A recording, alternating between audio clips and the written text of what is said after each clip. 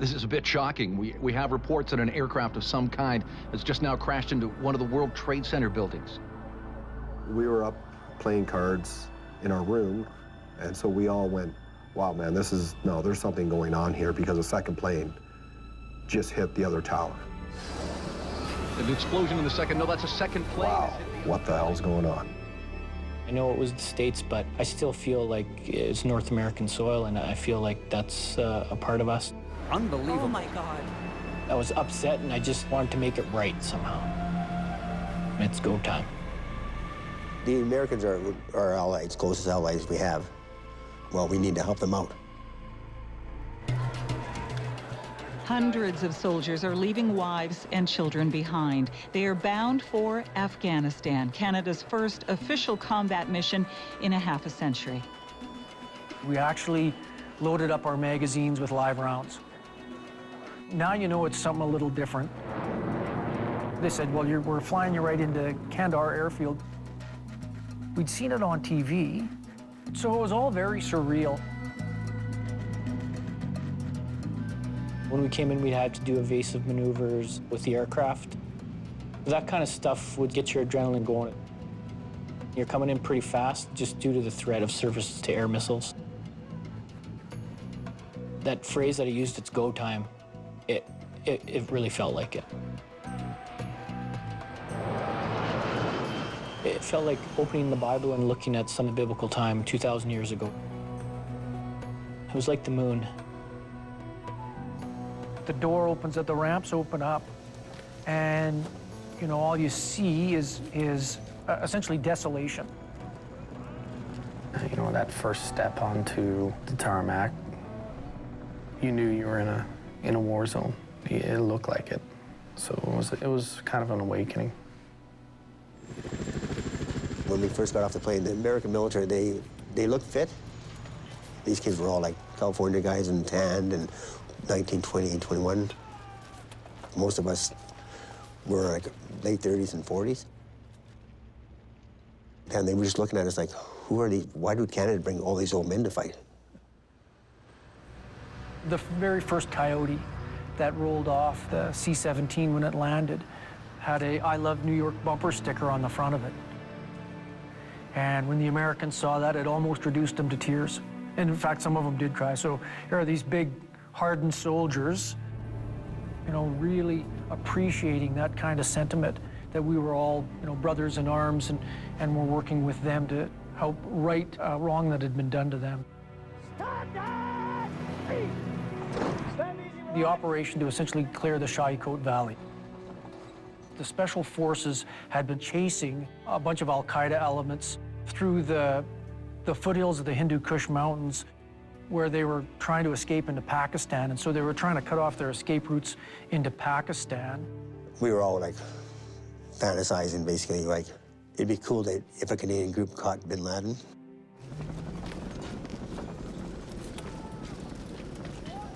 Once we got told that we were gonna go, your adrenaline starts pumping and you get excited. After having received orders, I'm walking out there with the rest of the platoon, loaded to the gills with ammunition and water. And the Padre was giving blessings, and our faces were camouflaged. 12 Chinooks spool up their engines, and away we go. For a guy who just left Edmonton a couple months earlier, was quite a thing.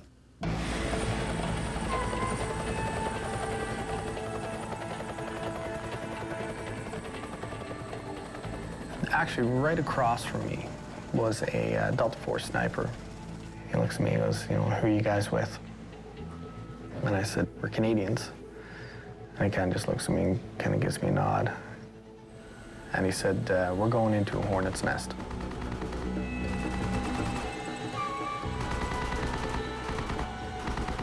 And we were all looking at each other saying, what the hell's going on here? You got to remember now, these are crazy mountains, so we're doing some amazing flying.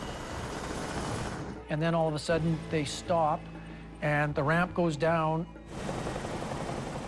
and the load master, the guy at the back that controls us, he says, all right, get out. The first intelligence estimate was that there were probably somewhere between 40 and 60 Al-Qaeda fighters. That gave a lot of guys pause because it would have meant very close, very personal, close combat. You know, this could be a real dodgy operation.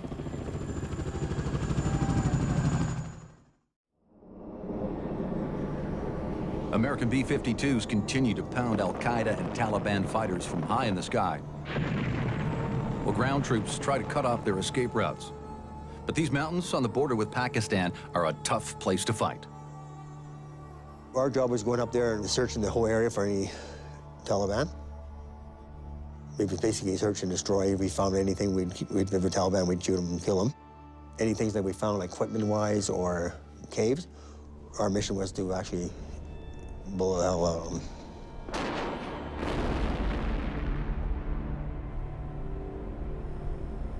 We never experienced anything bigger than fleeting shots from these people.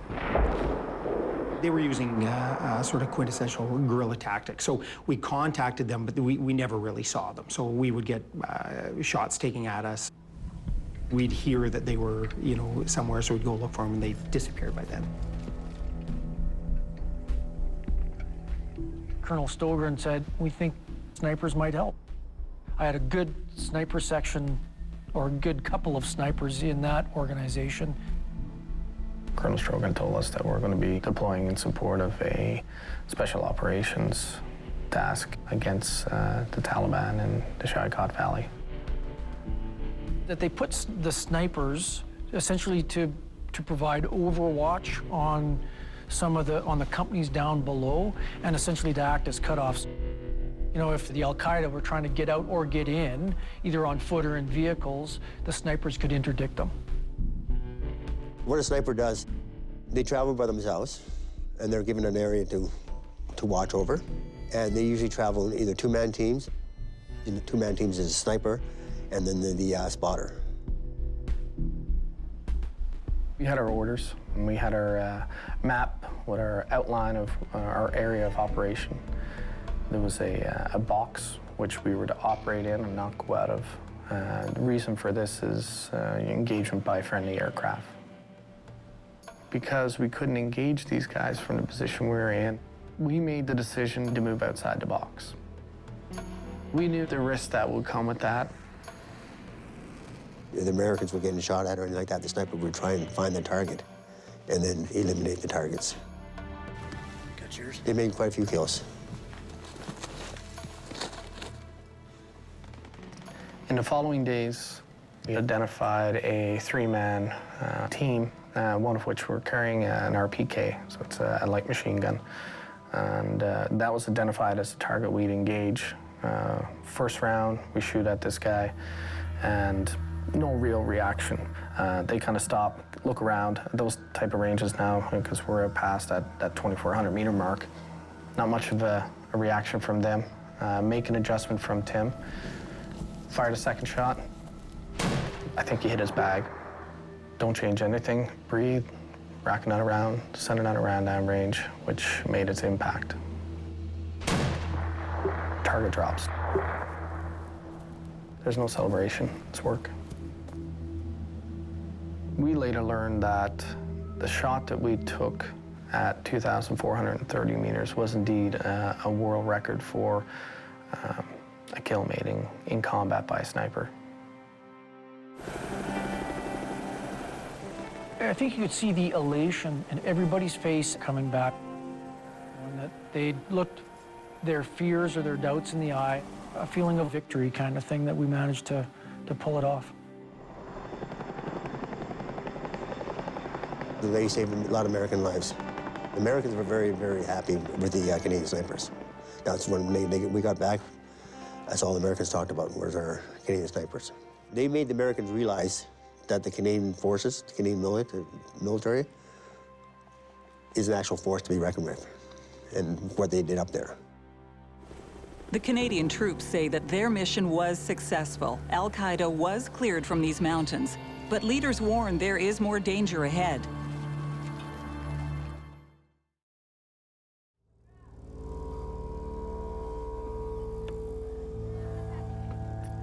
We went to Tarnac Farms to do some more training.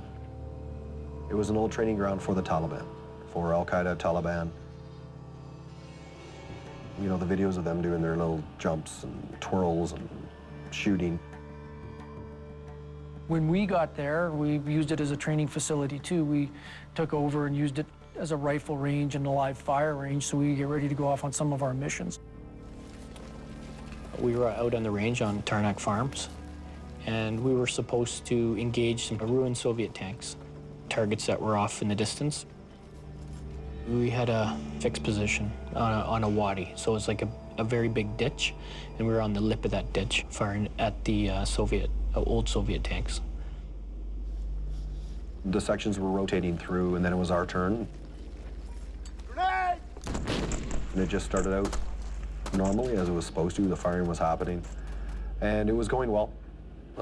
No issues, really. I was firing a Carl Gustav, sort of like a rocket launcher. It's a shoulder-fired weapon. That was the #1 on it. I remember yelling over at another guy, Private Green. I remember yelling at him, and as I was getting ready to fire my last round, there was a huge explosion off to my left. I heard it coming in. I heard the whistling. I heard something. It was obviously a split second, but I was like, no way. The blast went right through my body, hit him, and threw him down the wadi, and threw everyone else down the wadi. The blast was, I can't even describe it. And then there was nothing. I remember it being eerily calm.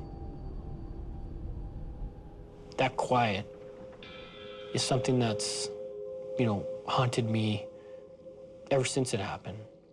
It's a terrible experience. Just thinking you're alone and thinking you're about to die. And I just remember looking at my hand, and obviously I was reaching down, I was touching my leg, and I just knew it was covered in blood, and that I needed help. I tripped over someone in the dark there, and there wasn't much left, and you know, I didn't know what it was until I picked it up, obviously, and put it down. And I know what soldier who it was, but you know, there was just so much trauma. I was asking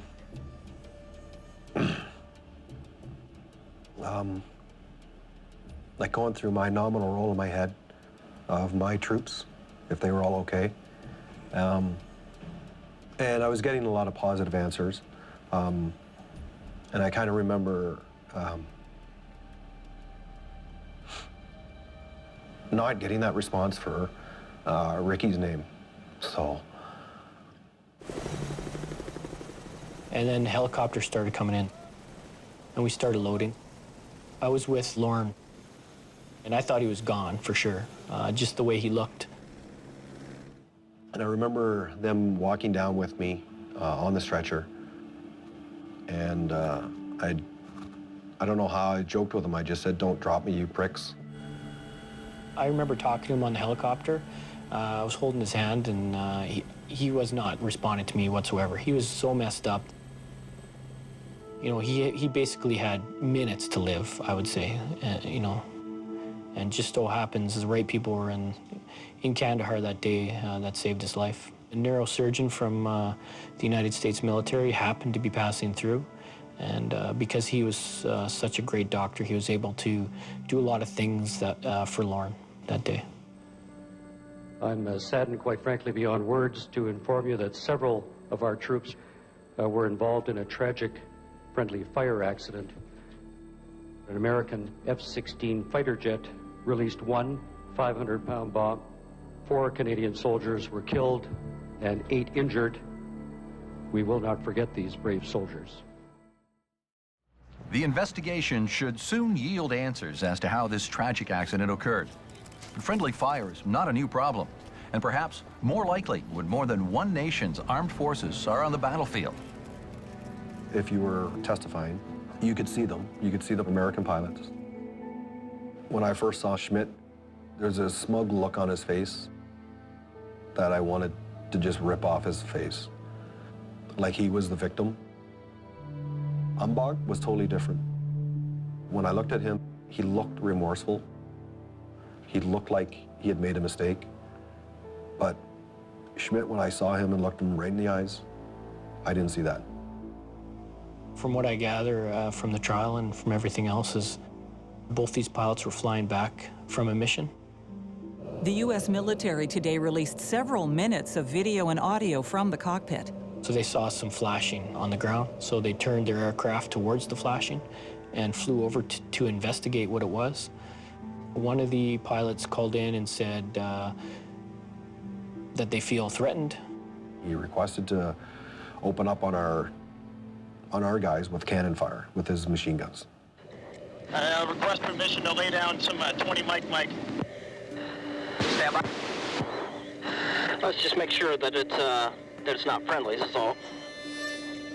He got denied. Copy 5-1, boss man, hold fire, I need details.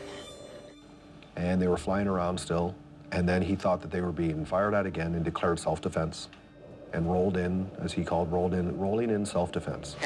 Okay, I've got some men on a road, and it looks like a piece of artillery firing at us. I am rolling in self-defense. Boss man copies. Check master arm, laser arm. What he was actually looking at was the backblast of my Carl Gustav. His crosshairs were on me, on my weapon system, and that's when he just hit the button. Bombs away, cranking left. Shack.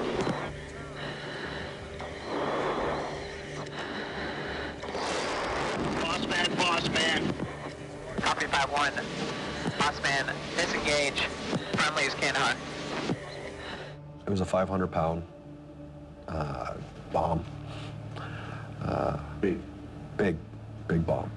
Coming back left. Through their recordings, you can hear them. They're like, well, I hope we did the right thing and that they were going to be under the microscope now.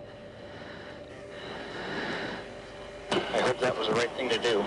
Yeah, me too. Kandahar Airfield is lit up like a Christmas tree.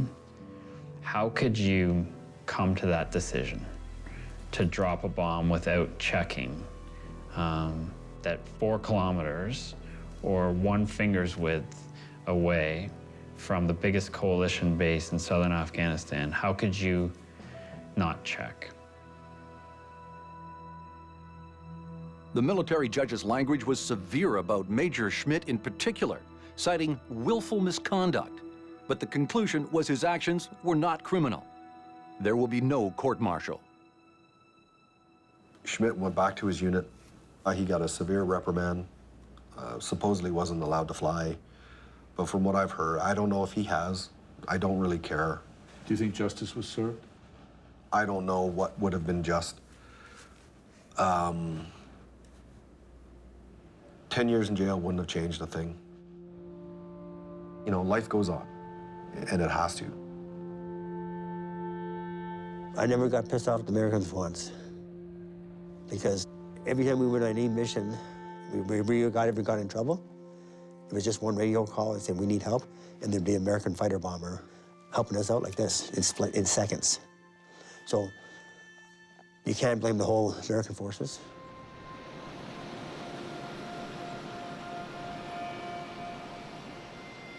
There are still many questions and very few answers. But today is a day of mourning as the fallen soldiers make their final journey home. You know, the outpouring of support from the Canadian populace was just amazing.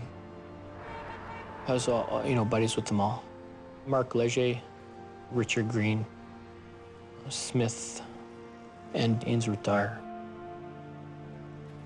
My personal problem with all that was I was extremely hard on Green.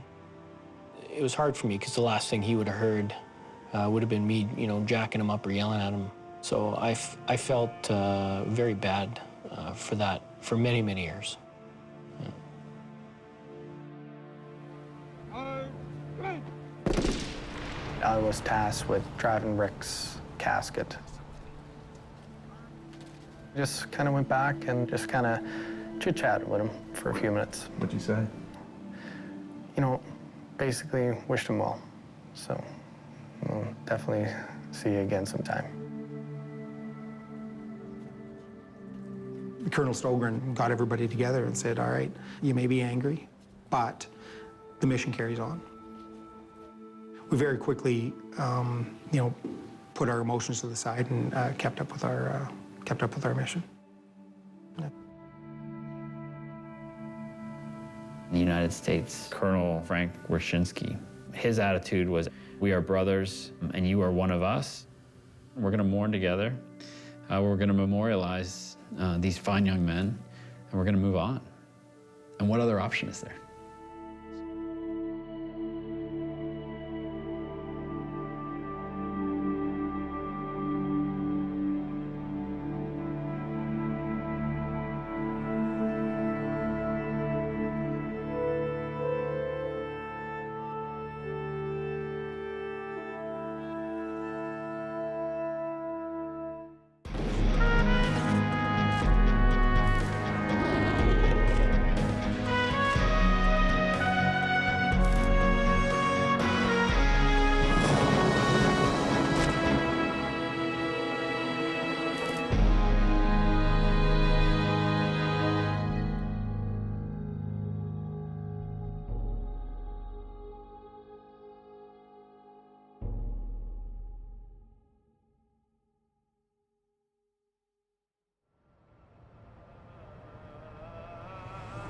Kandahar, the heartland of the Taliban. The first city the religious army conquered, and the last to fall when the US-led coalition brought their rule to an end. For decades, people here have known little but war. Canadians asked for Kandahar, but they didn't actually, I don't think they actually realized how bad that was going to turn out to be.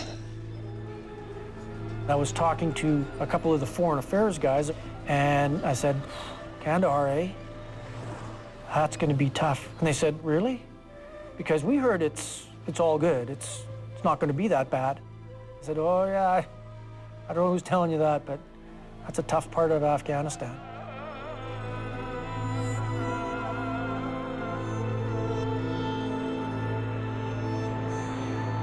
Now, a group of Canadian soldiers are returning to Kandahar province to rebuild and, if necessary, deal with any remaining insurgents. The first deployment of Canadians in Kandahar since 2002 will form a Provincial Reconstruction Team, or PRT, soldiers, police, and aid workers. When we took over from the Americans, the Afghans realized it was a different group in the people running this show now. So when we lowered the American flag, everybody thought we were going to put the Canadian flag up, and we said no. We put the Afghan flag up. And they looked at us, and the Afghans were looking at us like, where's your flag?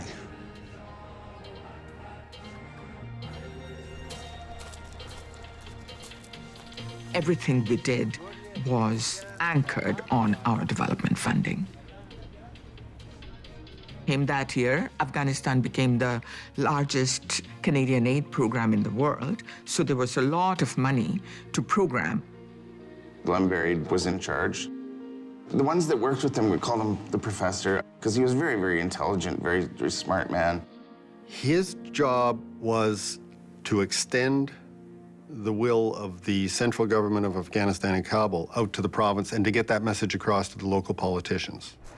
We're going to leave the PRT and come down through. They said, okay, you're going to do this PRT, Provincial Reconstruction Team. And that was the first time we ever did anything like that. There were 8 people, give aid to the towns. I saw that mission as twofold. We were there to assist with reconstruction, but it was hostile territory. We were not wanted there by a lot of the people who live there and who know the ground, and so we were in danger every single day.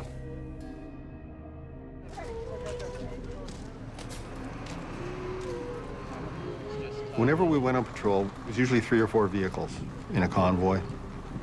You couldn't accomplish anything inside the wire of the camp by just staying there. You had to get out and around and talk to people and show that you were there to assist and that you weren't afraid to get out and assist.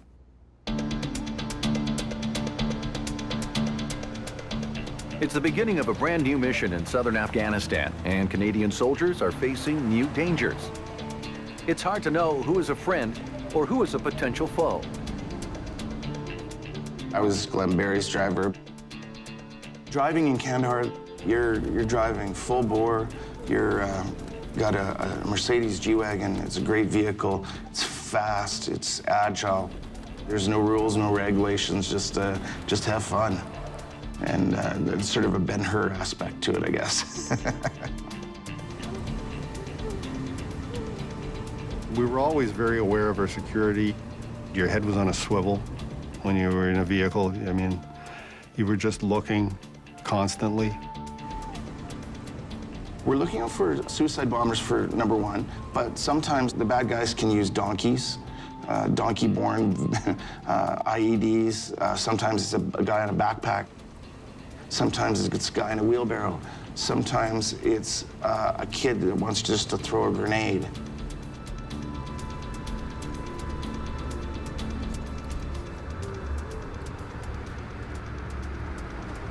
One of the patrols, we just happened to stop at a, I don't even know if it was big enough to call a village.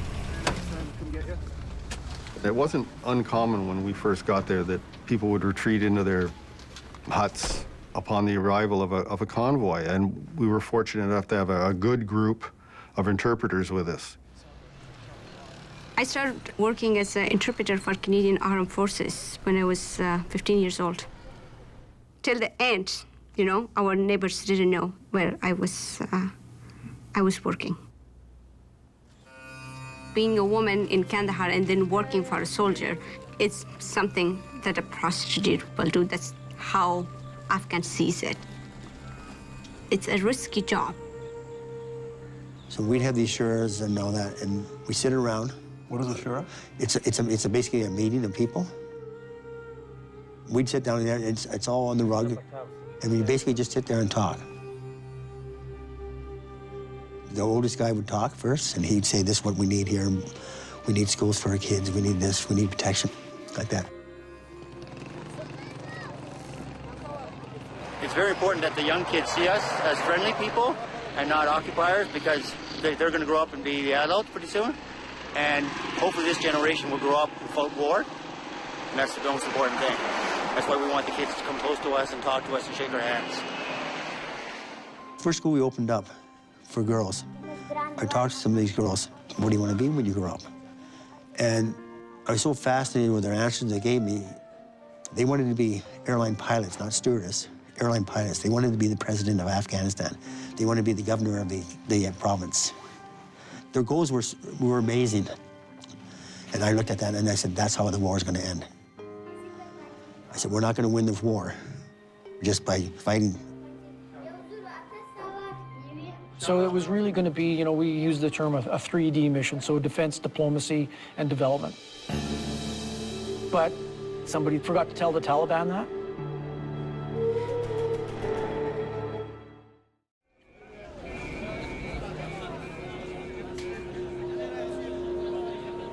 Kandahar was the cradle of the Taliban, its birthplace, its stronghold. The soccer stadium there had borne witness to executions, stonings, amputations as a result of Sharia law, all sorts of horror. It was a really horrible and a brutal regime and the darkest day in the whole history of Afghanistan. And the people of Afghanistan will never, ever forget that time.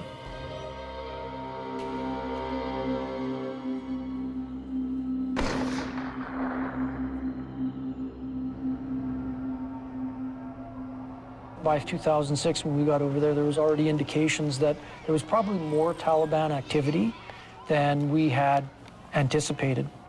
And the feeling we were getting was, okay, that this is supposed to be getting easier, and it's not, it's getting harder. Taking advantage of U.S. withdrawal, insecurity increased greatly, and Taliban is reacting to that. But should we not have thought about that, and especially in Kandahar, because it is the heartland of the Taliban? I was going in as one of the first two civilian police into the Kandahar Provincial Reconstruction Team. Our job as civilian police going into PRT was to do a needs analysis of the Afghan National Police capacity in Kandahar province, and then decide what we could do to assist them. The Afghan police was a mixed bag, from district to district, from town to town. Sometimes they weren't getting paid, sometimes they were corrupt. A lot of them demonstrated some pretty remarkable courage. A lot of them also demonstrated some horrific corruption and vices. It came to my attention that police salaries were not being paid. It was being siphoned off. It was one of my local staff who made me aware. He said that, Nipa, you know, I hear this is happening. Maybe we should make a trip to the UN office and find out what they're doing. Unfortunately, you know, nobody paid attention. The Afghan security forces, especially in southern Afghanistan, have a terrible track record of summarily killing and torturing Afghan civilians. And so when villagers were mistreated by Afghan security forces, in many places they blamed the foreigners, in some places the Canadians, who brought them there in the first place. I think one of the main things that people sometimes go back to Taliban is injustice within Afghanistan. When they don't get justice by the government, that's when they go and ask the Taliban to do it for them. Taliban start coming back to the power. We thought they were defeated and they will never come back to Afghanistan, but we were wrong. Well, we were well aware of security issues, right? I'd had security briefings, intel every day. We had security updates every day. And you knew there were issues, obviously, and that we were prone to attack at any given time. I was told a couple of times by the guards that there are people coming and asking about you. You shouldn't be coming here. One time I was called, like, at the meeting by the Director of Women's Affairs, and she told me that, Mariam, I know you're a good girl, and we really need your help, but I also care about women here. He said, you're a child, and you don't know that you're at risk. That was the first time that my father realized that their daughter was at risk.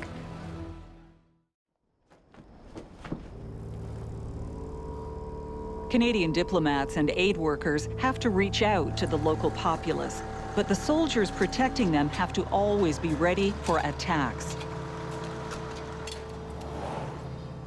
January 15th, 2006 started like every other day. You would know generally the night before, sometimes the morning of, what your mission was. My patrol group headed out to do what we call the presence patrol, which is exactly what it sounds like. We drive around the area and let our presence be known. There was a patrol plan to Tactipol, small town, not that far away. And the mission of that was to go visit with the local government in the town.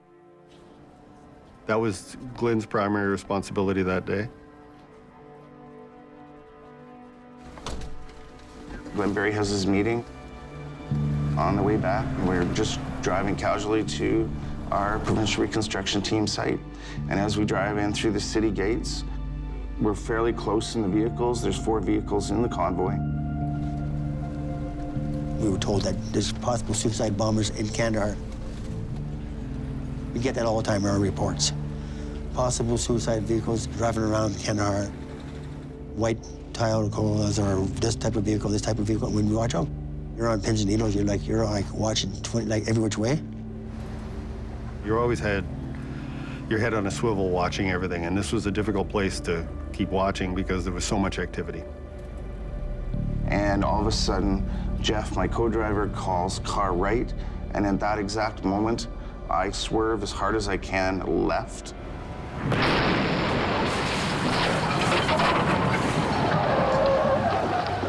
I remember just the feeling of this concussive wave coming at us. And it lifts our vehicle up through the air, tumbling. It was one of those things you couldn't believe it while you were watching it. It was corkscrewing through the air. I pop out, my left leg's ripped off instantly, my right leg's destroyed, hands and face are on fire. My sergeant is on the radio, and he's saying, Paul's dying. Their patrol was hit by a vehicle-borne IED. He's a suicide bomber. Absolutely. Mr. Glenberry died instantly in that IED strike. I remember every second. The pain, oh, the pain. It was like a chainsaw. Jake Petton and one of my other corporals said, if we don't get rid of Franklin, he's gonna die. 2 Afghans start walking out of the crowd, right straight directly towards me, eyes locked on me. My buddy Jake Petton, he brings up his rifle and he's ready to shoot them dead. And then for whatever reason, he doesn't. So he brings down his rifle, and what they were doing was helping me. So they helped lift me up. Just threw him in the front seat. And there was 2 sets of legs around the scene there. We grabbed the 2 legs and they just threw them on top of Franklin. Paul came in first. Oh, he was talking and conscious. The first thing he wanted to know was, is everyone else okay? Because Paul was their medic. So that would be the first thing that he would want to know, is everybody else okay? What did you tell him? I said, you don't need to worry about that right now, Paul. We're gonna worry about you. And she said, I heard someone lost a leg. And apparently, in a big dramatic swoosh, I take the blanket and I go, that was me. I lost both. So, medic humor.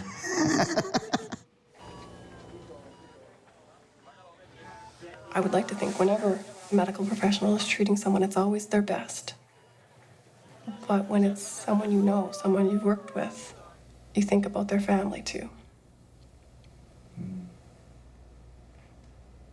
You think, I have to be able to send him home. The absolute need to have him go home is overpowering.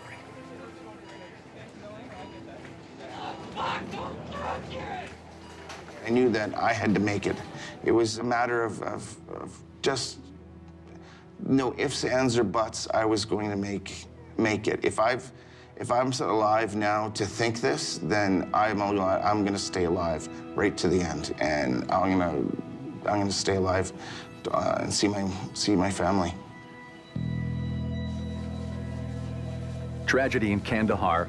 A senior Canadian Foreign Affairs official was killed in the service of his country today by a suicide bomber. 3 Canadian soldiers and several Afghans were grievously injured in the attack. A sad ceremony as a piper plays a final farewell to Glenberry, the Canadian diplomat who volunteered to come to one of the most dangerous places on Earth, in the end giving his life to help Afghans rebuild their shattered country. He paid the ultimate sacrifice. At first, His life. you're almost numb because you're tied up in the events and what you have to do right then and there. And then you can start playing mind games, if you will, with yourself. Well, why did he pull out next to that vehicle, and why didn't it happen next to the vehicle I was in? The thoughts do go through your mind. Why Glenn? Why not me? Why am I still here when Glenn is not, and he was only 25 yards from me? Did I give my legs to a future Afghan? I don't see it that way because I was protecting a diplomat. For me, my limb loss is about protection. So I was protecting a diplomat from an Islamic extremist, and I failed in my mission because he's dead. Did you feel guilty? Sometimes.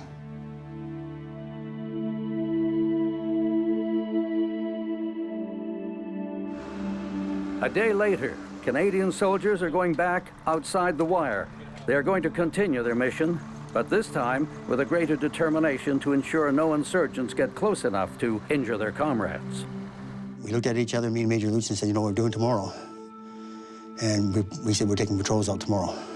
Because if we waited a couple of days, they would have been too nervous to go out again. They carried on as normal. Gunners, be extra vigilant in your turrets today, all right? And if it means you got to point a weapon at somebody, point a weapon at somebody, all right? How did that alter the Provincial Reconstruction Team mission? I think it was just greater resolve for us to do what we went there to do, to own that for Mr. Barry. I think it just strengthened our resolve to be there. We won't let this break us down. The Canadians got a real shock with the death of Glenn Barry. But I think it was also part of a harsh education the Canadians were soon to get in just how violent Kandahar was going to be.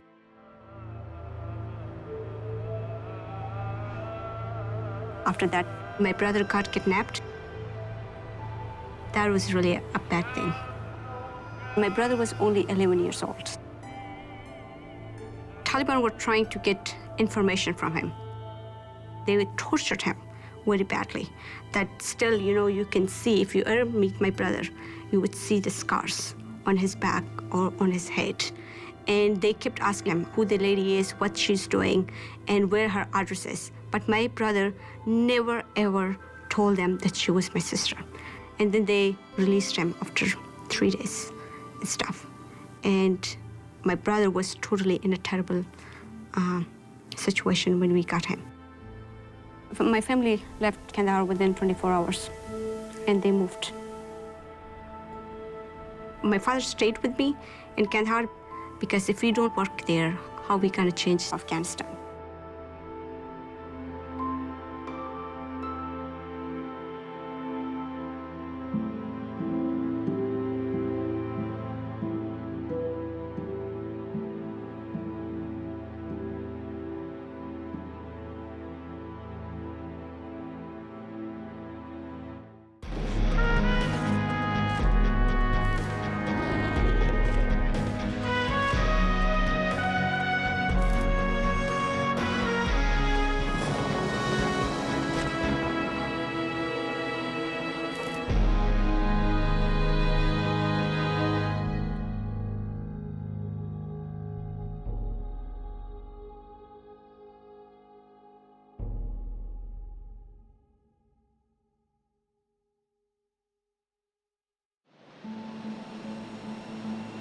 When we landed in Kandahar, it was quite the eye-opener.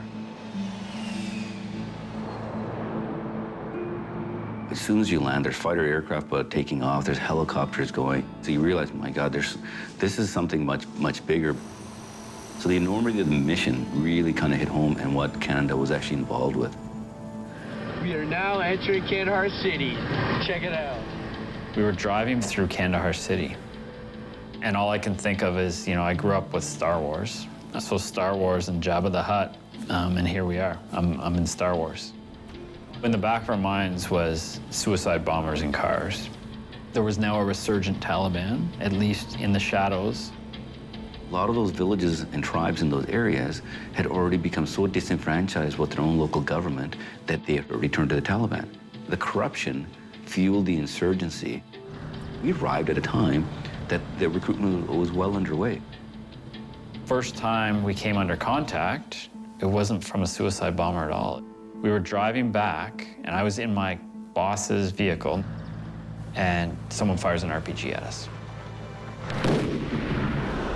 The RPG goes through one of our soft-skin G-Wagon vehicles and goes straight underneath the back seats. The guys that were sitting in the back seat have the RPG go underneath them, go straight through. Their pants are on fire, but not badly. So they've just, clearly had a close call. That's when you realize we're an army of strangers in a land of strangers. 869.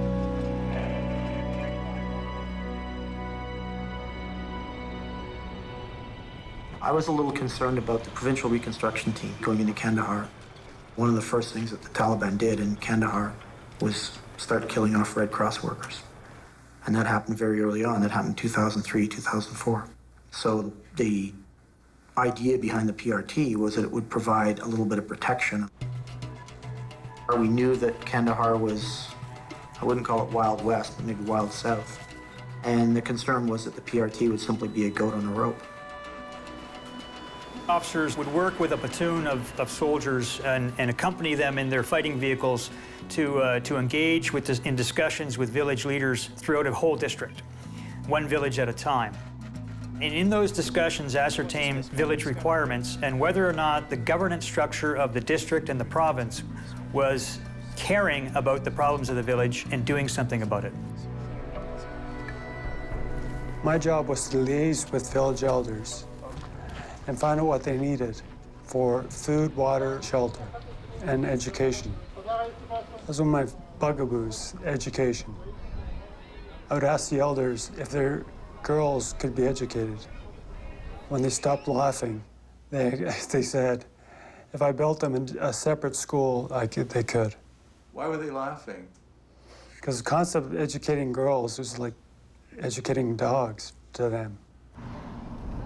Captain Green was with Captain Shamoon in a platoon from A Company, engaged in a shura with local leaders or elders in Shinkay village.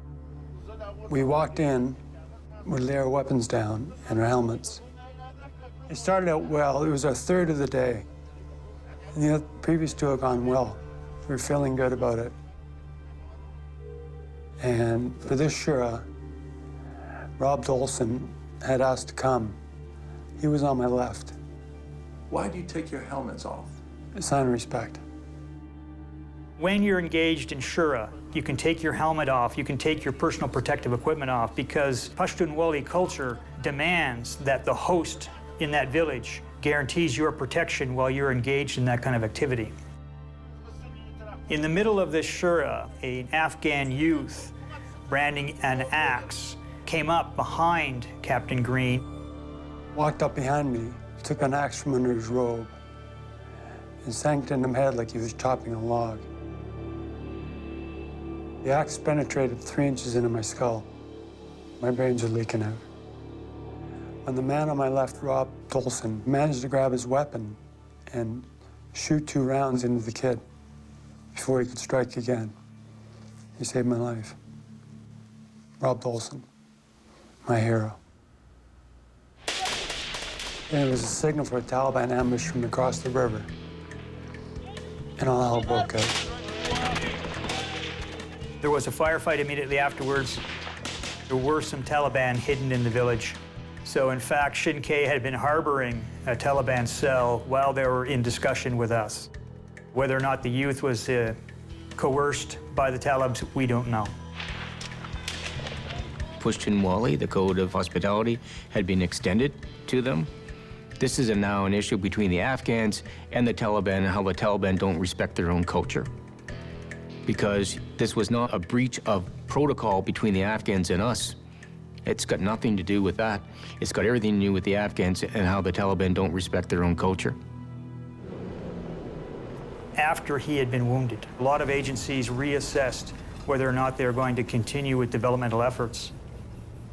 So it was a natural thing for us to move into more lethal combat operations by April of 2006. The Taliban brought a guy named Mullah Dadullah Lang back into the fold. And Dadullah Lang was a Taliban commander who'd actually been fired by Mullah Omar for being too brutal. Dadullah Lang came back to Omar and said, listen, we've discovered a scheme here. Okay, the Americans are going to pull out of Kandahar. They're going to hand it over to the Canadians. There's a potential weakness here because the Canadians won't fight. So he convinced Mullah Omar that 2006 was the year that he could take back Kandahar City. I had information that they had built a defensible base, a very large one in that area with compounds, defensive positions, and their sole job was to use that as a staging area to be able to launch attacks into Kandahar City. That was the purpose of it. They planned to actually go from those bases to do a spectacular attack in Kandahar City that would get world press and demoralize NATO and make us lack credibility. There were at least 1,500 fighters in that area, and they were ready to launch an attack into Kandahar City. I had enough information to say the force that Colonel Hope was launching was a lot smaller for the fight that we were going into. I didn't want the operation to go through, but the decision was made to launch on it. So when Colonel Hope rolled the 1st Battalion Task Force Orion into Pashmul on the 3rd of August, they basically hit a hornet's nest.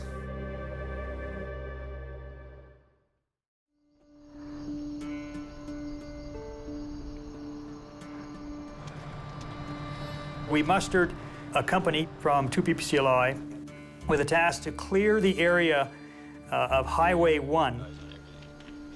I told Ian Hope, Ian, I need you to take the town. Where is it? I said, you just go south, and when they start shooting at you, you've reached it. Highway 1 is the main artery that ran from the west of Kandahar City toward Helmand. Very, very important road. We would move towards what was referred to as a white school. Was it a school? From what I understand, the school did exist at one point. The Taliban went in, beheaded some of the teachers. A school in name only. The fact that we call it to this day a white school perplexes me. It was a Taliban fort. It had been built as a white school.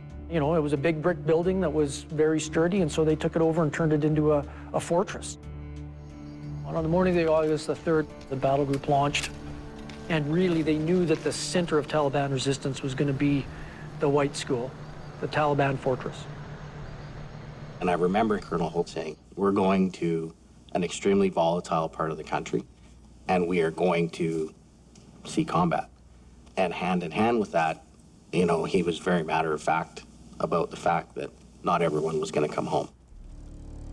I led the southern group out at about 3 in the morning. At about 4:15, we found a group of Taliban fighters in what could only be an early warning position.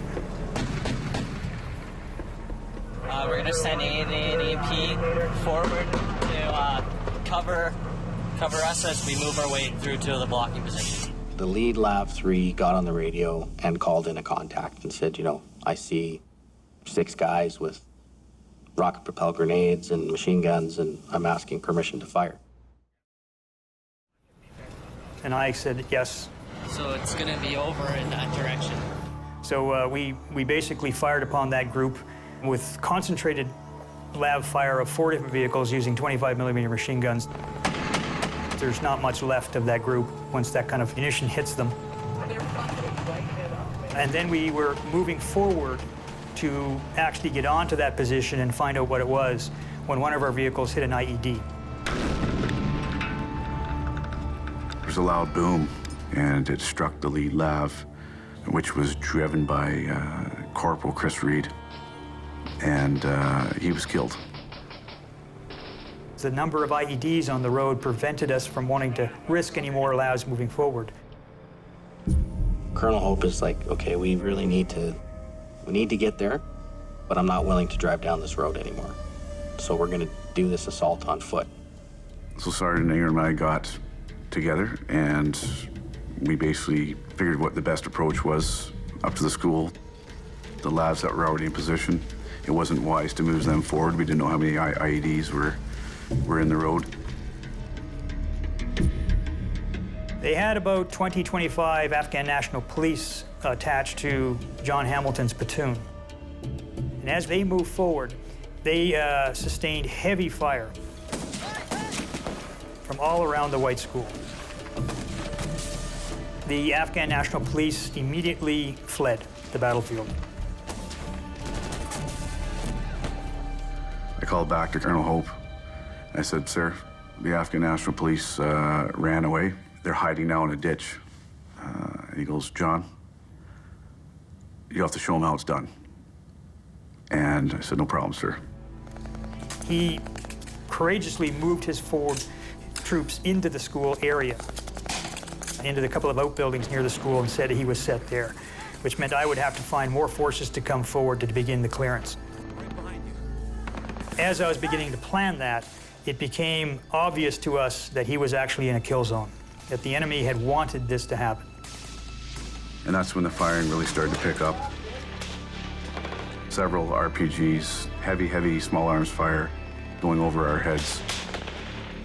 It's about maybe 11 o'clock, getting close to noon. Sun is at its peak, and it's 45, 50 degrees Celsius. It's extremely hot.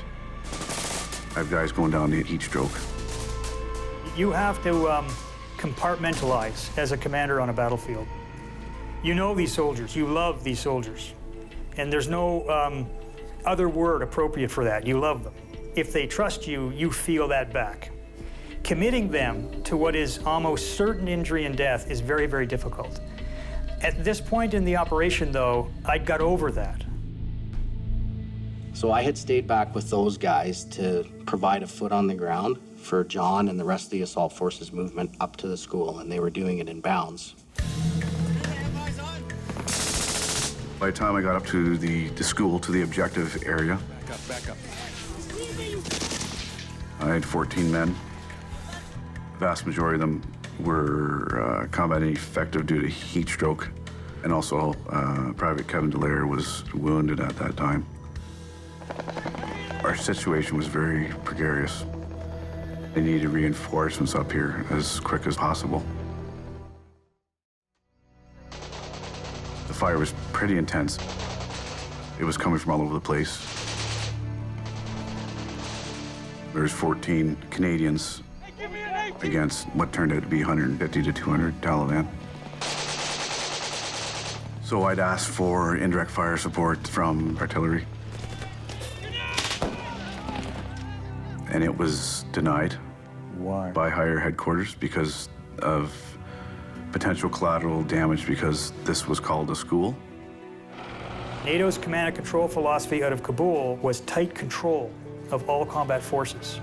So, orders came down about tight regulations with the use of fire, indirect fire, direct fire, aircraft. So when we say school, there has to be a board convened, a targeting board with lawyers and experts in different types of fire and munitions, and somebody who knows about that actual facility, and they decide whether or not we can fire at that building. That was why we had no fast air and we had no artillery. And on a conventional battlefield where we have all these enablers that are supposed to be at our disposal, to be denied them in a situation like that was, it was absolutely heartbreaking. What was your feeling about that? Yeah, I can repeat the words I used, but I was pretty upset.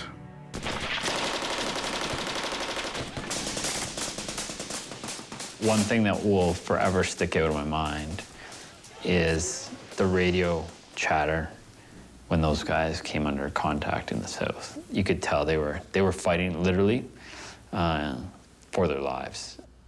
And to hear some of the voices on that radio, I'll never forget. John Hamilton is yelling, "You have to come help us, you have to come help us, we've got casualties." So I looked at the two guys that were with me, Bryce and Mark, and I said, "Okay guys, we have to go link up with those guys." Now at this point, the volume of fire is picking up, and so there's machine gun fire and small arms fire. There's rockets coming down the road.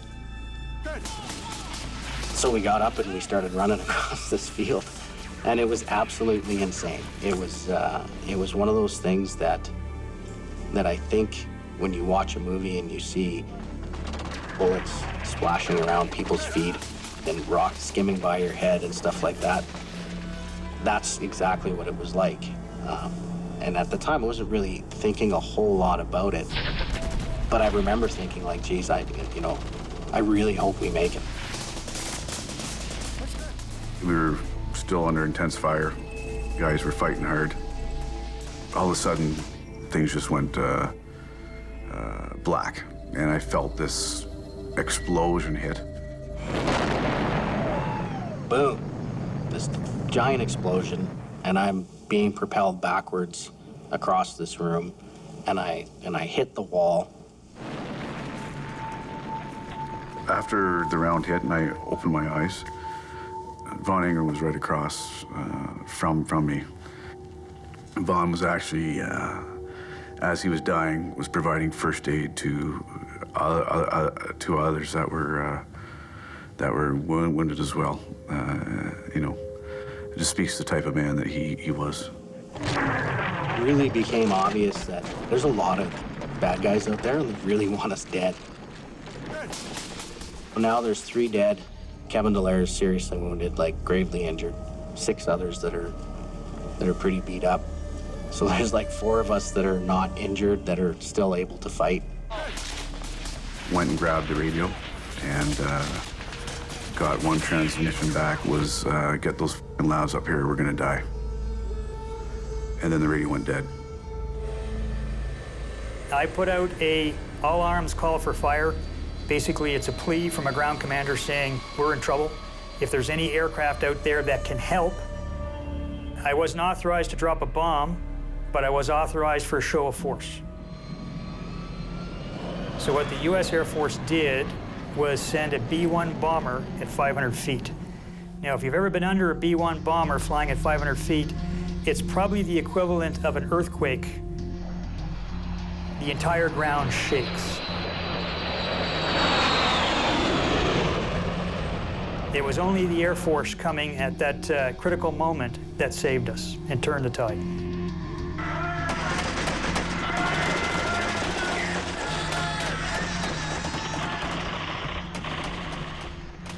Labs were firing like crazy as they were driving up. And by the time they got to the school, so that by the time they crossed that 150 meters, all their guns were dry. They'd fired every single bullet. Remember yelling over to Willie McDonald. I said, Willie, I said, get the f over here and help me out because I'm hurting. So eventually they came up, loaded us in the labs. And I remember looking over at a truck full of A&P, the Afghan National Police.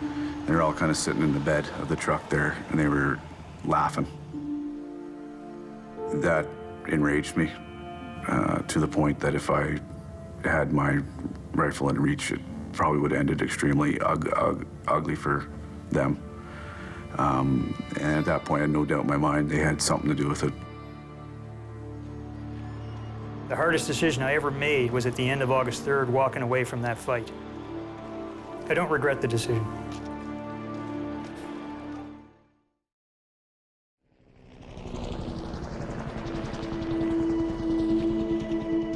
Is it tough to talk about? I've talked about it 1,000 times, and, you know, from a personal therapy perspective there, it's what's helped me the most deal with that, is talking about it and letting people know the type of heroes that fought that day. Guys like Sergeant Von Ingram, Corporal Bryce Keller, Private Kevin Dallaire, Corporal Chris Reed, guys like that. I have to talk about it because I'd be doing them an injustice if I didn't.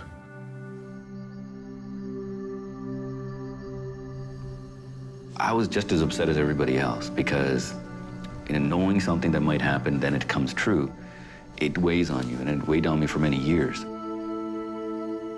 Even though we took significant casualties at the White School, and it was a tough day for everybody, that allowed us to confirm the information that led to Operation Medusa, so that eventually led to the saving of Kandahar City.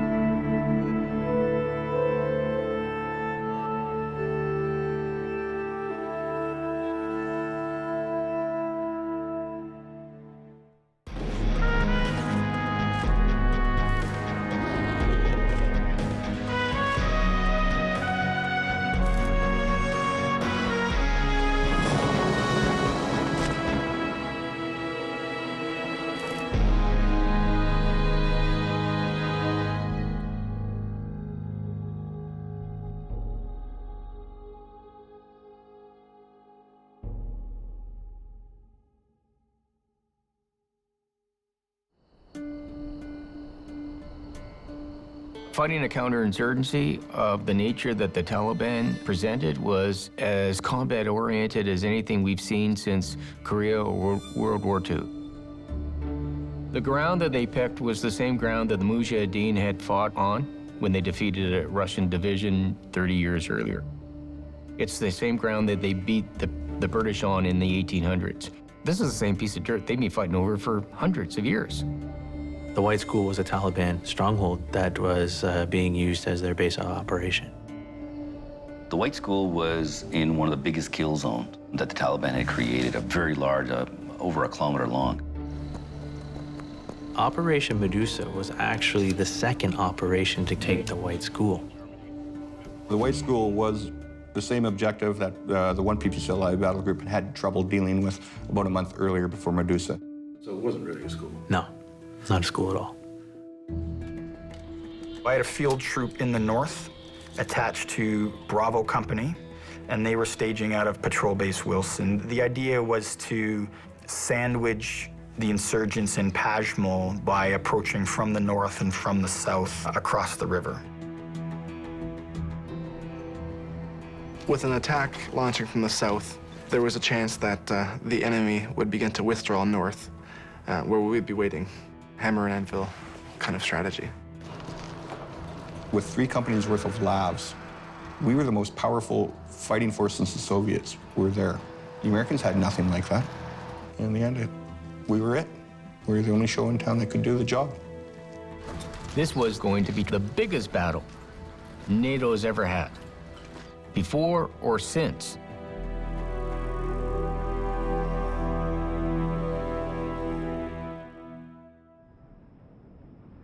The orders were they're going to do 3 days of aerial bombings. So they were going to soften the defenses up of the Taliban. We had actually dropped leaflets saying, you are to leave this area. And they had marked off, if you're found in this rectangle, you will be seen as a combatant and you will be, taken out. We started seeing people sort of surging out. We were checking people, searching people to make sure that they weren't armed or, Taliban trying to flee the area. Picture like a classic movie where all the civilians are fleeing, and yet all the soldiers are going in the opposite direction.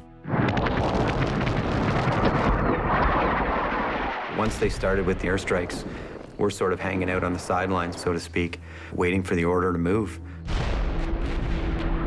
Anxiety was starting to kick in. The initial plan called for 48 to 72 hours of bombardment to soften up the target. The decision was made to abridge that by General Fraser, I believe. To use air power alone and just bomb everything off the face of the earth would not have defeated the enemy. They would have moved out of the way, or they would have hunkered down in holes, because you can't destroy everybody who's hiding. Doing that also disenfranchises everybody who owned a house there. We were not there to destroy the homes of people. Combat is basically everything we had trained for up to this point. So yeah, I'd say we were kind of raring to go. We really had no clue what was coming. Charles' company then was to advance across the river and get up onto the White School and seize it. Ideally, it would have been unopposed, but what they drove into, Charles' company drove into, was a very determined enemy. When we first pushed off, it was pretty quiet. We hadn't seen combat up to that point, so we didn't really know what to expect or what we were looking for, really. We dismounted from the labs, and then we went forward. It was disheartening, Like, you're looking around like, why are we walking in a line, straight line, World War I style. I remember looking up and seeing this green pen flare. And I thought, man, that's weird. Why is there a pen flare just going up in the air? The Taliban had sent this up, and that was the signal letting everyone know that we had gone far enough into the trap. Charles' company literally marched into the guns. Then they open up. They essentially lured us into that kill zone.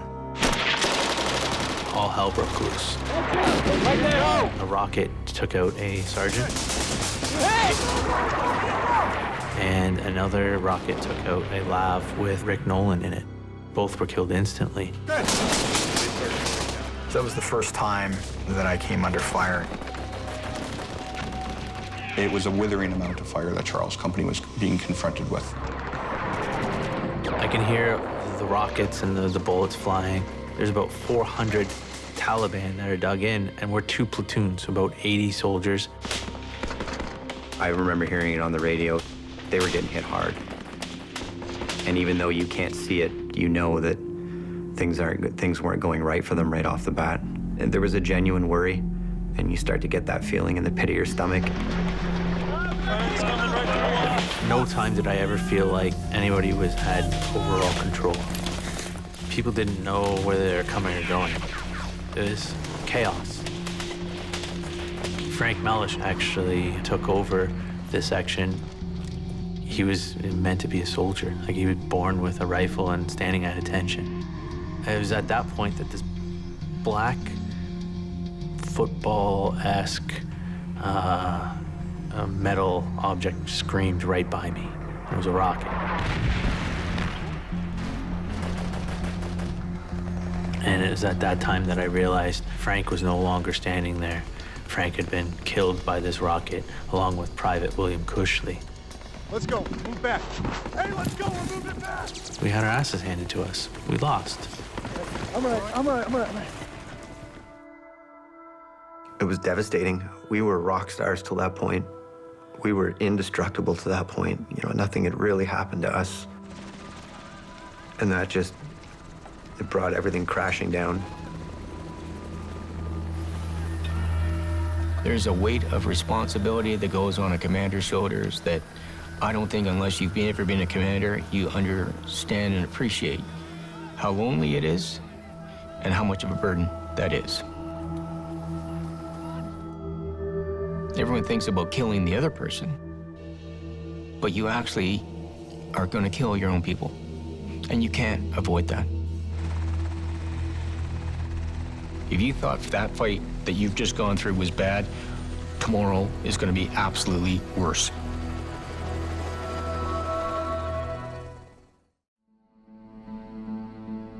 The Taliban that day got lucky. Charles' company had done a great job getting onto the objective, but the Taliban got lucky and killed 2 NCOs and 2 soldiers. And as a result of that, we had to recock and attack again onto the same ground. The next morning, we had our orders. We were going to cross again, and we were going to do the show of force again.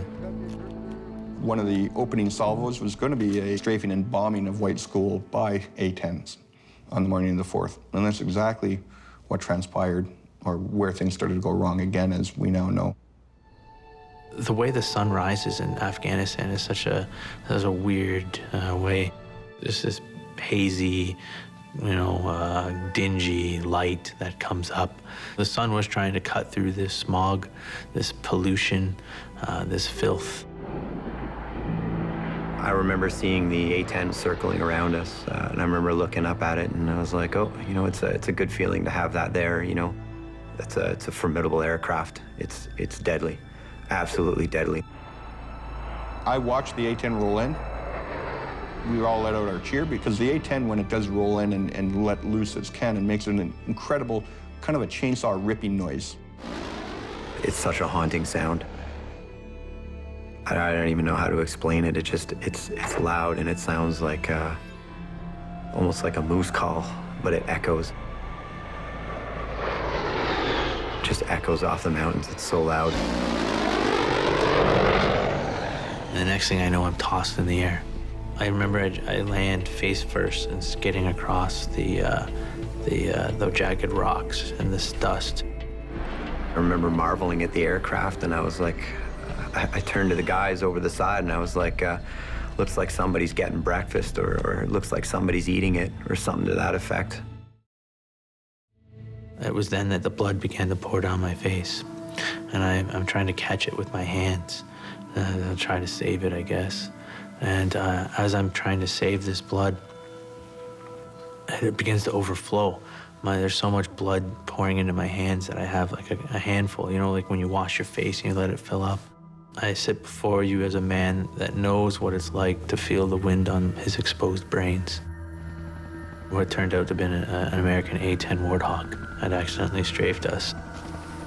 And the pilot was looking at Charles' company's garbage pit where they had eaten breakfast and were burning their garbage before mounting their vehicles to fire me in. And so when the pilot had rolled in, instead of rolling in on the school, he rolled in on Charles Company with a couple of bursts of his cannon. The radio cracked, and there was pure panic on the other end of that radio. I remember them saying friendly fire, and my stomach just sort of sunk right there. I felt sick. I remember throwing up over the side of the vehicle. And how bad is it? 1 killed, 34 wounded. And it was just like, I remember I repeated the number and I said, what? And so essentially the Battle of Panjwai was over for me. And in the 48 hours, 8 platoon had gone from 40 to 5 from either killed or wounded. That's something I'll never forget. It's not the way soldiers are supposed to go, you know? Not friendly fire. Where are we going to go with this next? We've now made 2 attempts on this and stalled. We had to regain our momentum. We needed to do something. We had to take the fight to the enemy, and what were we going to do? It had to be done rapidly, because now we're on the world stage, and the Taliban are watching. We are the only people here on the ground, right? We need to sit here and figure out how we're going to take this objective, because there's no one going to come down here and help us. It is us, what we got on the ground. It was decided that clearly if the Taliban now have amassed and concentrated their force south to confront Charles Company, they must have left the back door open near me. I would attack from the north. Our OC, Major Abthorpe, came out and told us, you know, we're probably going to be thrust in as the tip of the spear, so be ready for that. You know, basically his way of telling us, game time, pull your shorts up and let's go.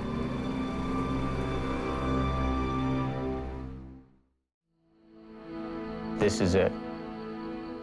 It's going to be a hard fight. We will succeed in this effort and defeat an enemy in a very small piece of ground, but a very important piece of ground here. We recock yet again. We're not going to show the Taliban for a third time where we're coming from. We're going to slowly move down from the north and come down and build our own road to nullify the IED threat with all the roads that are there. So we take 2 bulldozers and we create our own path.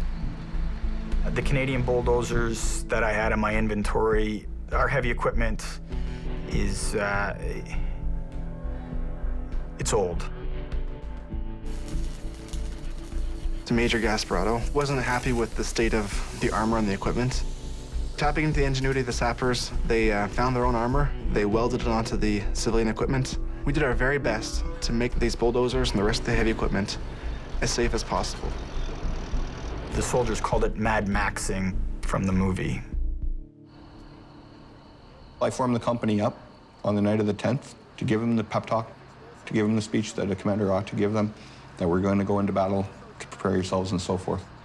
But I wanted everybody to remember the significance of September 11th, 2006, that would be the day that we finally really took the fight deep into the Taliban heartland at that point of where we were going.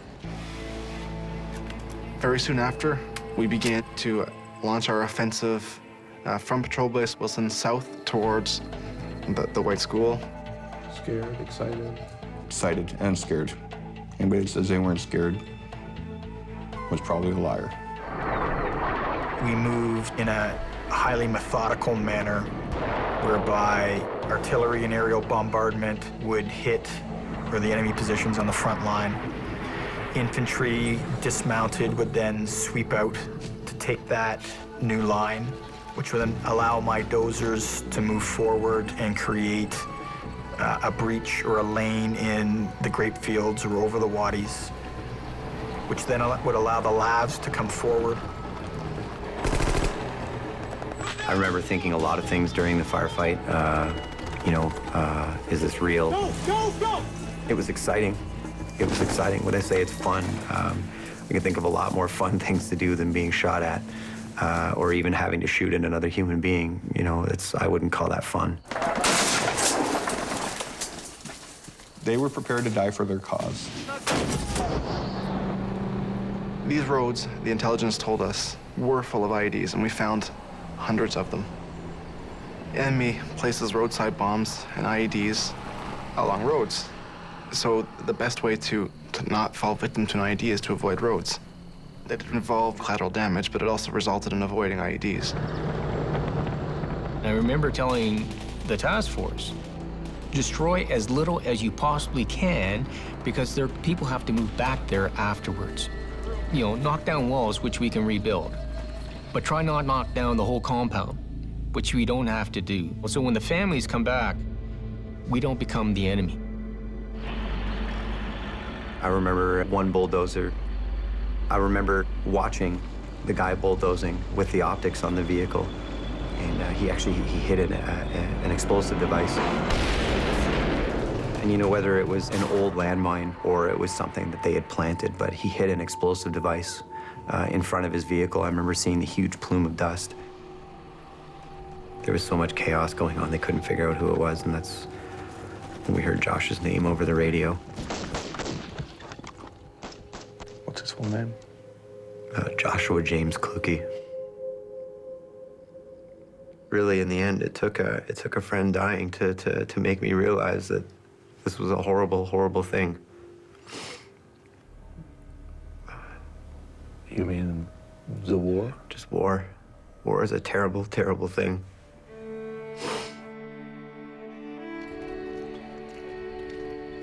By the time we had made it down to the White School, the enemy had largely withdrawn. And they realized that they couldn't fight our overwhelming firepower. We finally owned the White School after weeks of blood, sweat, and tears. We'd finally taken that piece of terrain, which became very much a symbol to the Taliban, and they're holding out. We finally had dislocated them. Operation Medusa, certainly the shooting portion of it had come to an end. Success. The mission was achieved in the end, yes. Following our successes on Op Medusa and their losses, the Taliban truly realized the absolute overwhelming amount of firepower we were bringing to bear.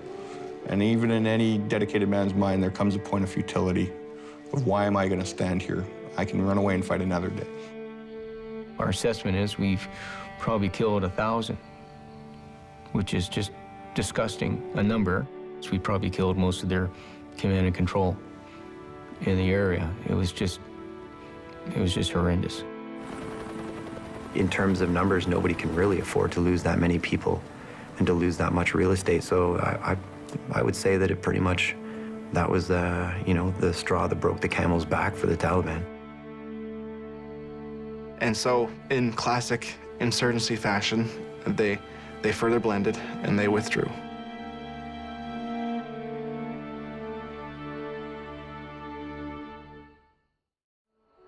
Op Medusa, it was a pretty big turning point in the Kandahar province. I think it was a huge victory in terms of taking away real estate from the Taliban. We did that. We took away part of their control, loosened their grip. We basically, we kicked them out of their home, took them out of their birthplace. We took it away from them. I sincerely believe that Op Medusa was the battle that saved Kandahar and protected the legitimate government of Afghanistan. Without it, I believe that the insurgency would have spread like a cancer through the suburbs of Kandahar city and completely toppled that local governor. And then the rest of the country would have followed. So Operation Medusa showed the resolve of both the coalition and the government of Afghanistan to stop the insurgency from spreading. After the Operation Medusa, they changed their tactics from coming into a direct fight with us to the traditional guerrilla warfare. But what ended up happening was we didn't look at the root cause that caused this whole issue, so population went back to supporting the Taliban, and the Taliban came with even greater resurgence because said, see, here you thought they were really going to help you, they didn't again, did they? We were doing, I think, a lot of the right things. We were not going to win that conflict in the year that we were there. All we could do is just move the yardsticks a couple inches down range, and hand it off to the next guys, because this was a conflict that was going to be measured in a generation or two. We wear the watch, but they have the time.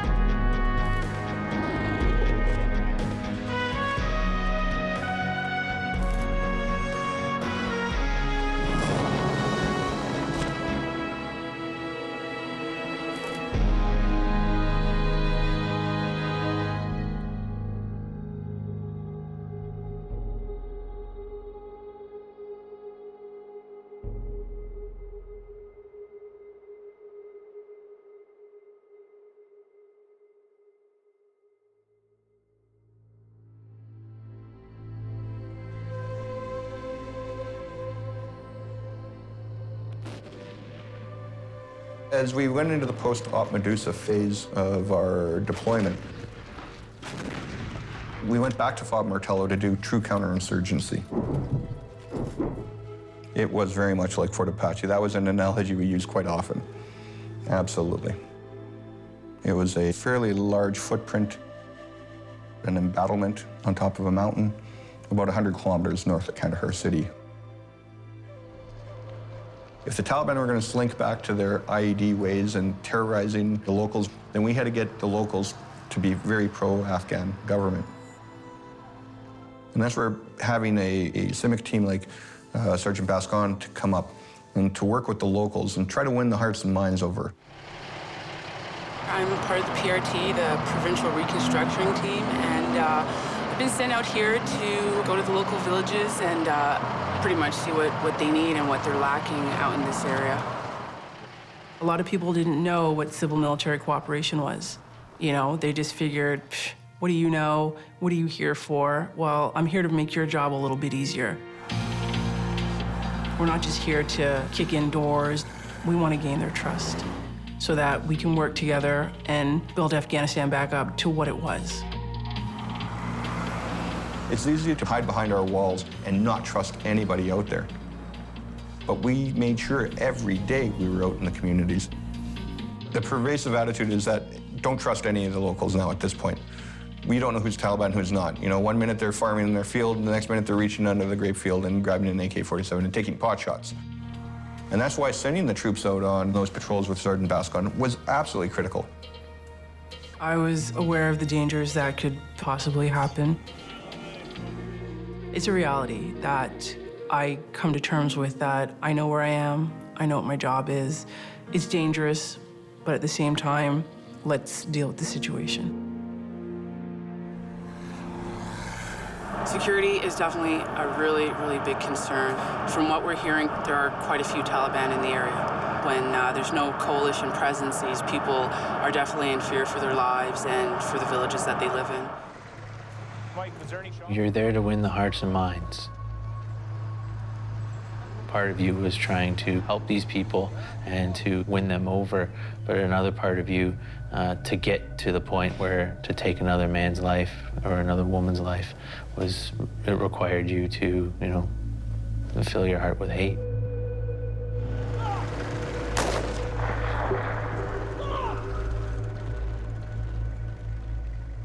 They grew up around weapons their whole life, and, you know, gunshots going off doesn't really scare them, you know, doesn't shock them or anything unless it's directed at them.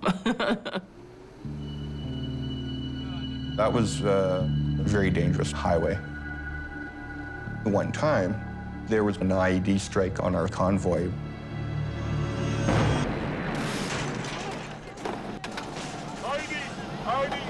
Nobody was seriously hurt. My driver received shrapnel from it. One of the vehicles had the tires blown off. What goes through your head when that happens? It was almost a car engine block went through my head that day. My first contact, it was definitely a very friendly contact. The village elder was very welcoming. My duties was to see how I could help them and to hear what they needed. They're looking for security for the most part, but the biggest one I've encountered in the villages I've been to has been a well or some sort of water distribution system. Talking to the local elders, there's been a drought ongoing for 5 to 7 years. It shows. Finding that the people are lacking a lot of water, finding that the people are getting sick from the water as well. So we're looking at their generators and water pumps right now and seeing what we can do to repair them. It seems like a big task. It is a big task. It is definitely a big task. Most of the villagers' concerns were their water pumps. They kept breaking down because the only way they could get water was through the ground. And we saw several of their water pumps, and we figured, let's see if we can provide spark plugs because that was their biggest issue. We took in about, I don't know, 10 to 13 water pumps to see if we could fix them. When you start asking for physical resources that are always in short supply anyhow, is it up to the military chain of command to provide? That was not well articulated to us. Okay, keep your eyes open, stay aggressive, push right through, keep the security bubble, no one comes in. Being boots on the ground and trying to gain the trust of the people has always been a challenge because, you know, it's like 1 minute they're friendly to your face and then the next minute, you know, they're running away and they're obviously telling people that, you know, don't deal with the Canadians. They're not bringing good aid here. They're bringing bad medicine. And moving around the whole country and talking to different people, it just makes it so difficult to do our job as civil military cooperators out there. Oh, I think it's not good. Your weapon. Oh, tell her it's only for protection. We're just here to spread the word about medical aid and women and the children, especially if they're not feeling well, especially if there's a newborn baby too. Okay? نو البته وای سیده دا خبره سیده نو دا سلاګانې چې په حساب دي زمونږ د حفاظت د خطر دي و مونږ دلته د خطر راغلو چې تاسو خبر کو د خپل د کومک چې په Let her know that we're Canadians, we're the good people. نو البته وای مونږ کاناډیان استو وای مونږ ښه خلک استو پوه I patrolled down, of course, to introduce myself to the elder. He claimed to be 104 years old.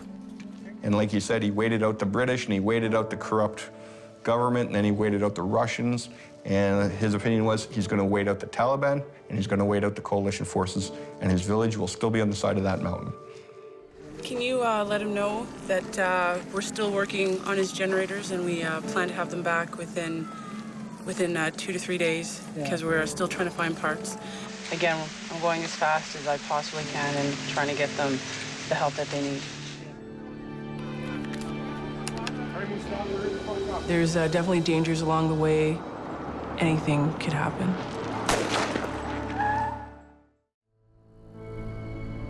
We're not only there to do a combat mission, but we're there to help rebuild. Most of the villagers' concerns were their water pumps. They kept breaking down. We figured, let's see if we can provide spark plugs because that was their biggest issue. We've got a patrol going out. PRT will be going with that. And gotta find some spark plugs. Gotta, at least somebody must know something about where to get parts. All right, we now have authority to spend money. So that patrol goes out tomorrow. To get the spark plugs, I believe we drove out in 3 vehicles. Yeah, I thought, you know, it's a market. They sell all sorts of stuff in different markets in Afghanistan, so why not give the market a try to see what they have, you know? There's definitely dangers along the way. Anything could happen. We caused a vehicle accident. We do the warning shots to, you know, keep vehicles back.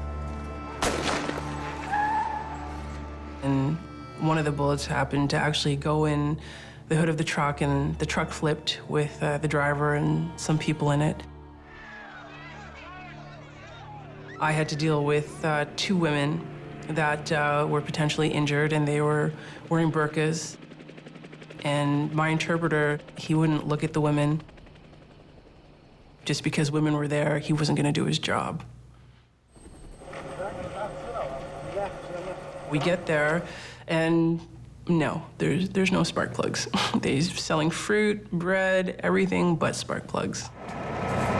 Isn't there some sort of supply chain that the PRT can use to do that? As soon as we're stopped, we're pretty vulnerable. That's the problem.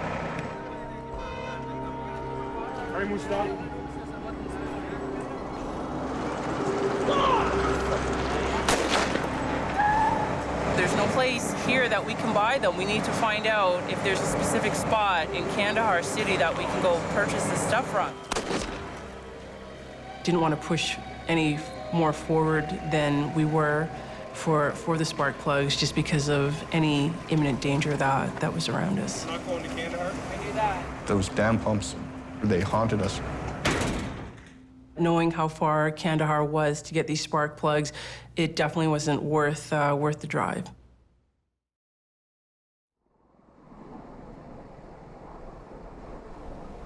The U.S. Special Forces were suspicious of one of the guys that lived in that Elback. It's not the first time I've seen an insurgent getting captured. That was a surprise to me that they had taken the guy. I had no indication what the Special Forces were doing. They were out there doing their own thing. I was out there doing my thing. The convoy was coming up from Kandahar city to drop off supplies. That was material aid that I could give to the people because winter was coming for them. So I had blankets and warm clothing that I could give to them so that, you know, show them a sign of good faith. And it's routine for whenever a convoy comes into a forward operating base that it gets cleared. The dog picked up the stuff. The sniffer dog thought that there was an IED. That's the driver of the Blue Sea can. They decided they didn't want any of the trucks to come in, even though they only hit off the one. So. Just a big piss off, you know, being told over the past couple days that this stuff is coming up and, you know, you want to spread good word to the people of the village and not gonna have enough time to sort out the stuff and it's just gonna be one big friggin' mess. So I think we managed to fix 2 out of the 13 water pumps, which was not a huge success. I'm really, really disappointed. You know, what can you do? We tried and, you know, we fell short.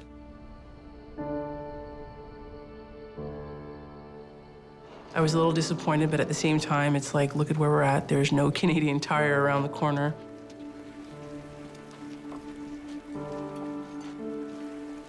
I found it extremely frustrating, but at the same time, I had to make sure that I had something else to offer them.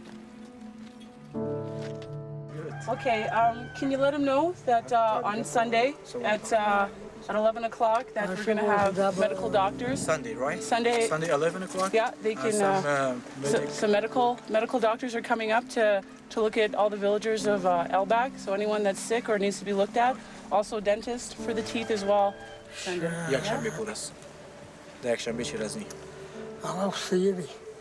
Can you help me with that guy to release him from Special Forces? The village elder from Elback specifically wanted to speak to me because the U.S. Special Forces had taken the guy to question him. I had to tell him that I have no idea where they took him. I don't know why they took him. And obviously, if I did question the Special Forces, they'd tell me, like, you know, operational security can't tell you anything.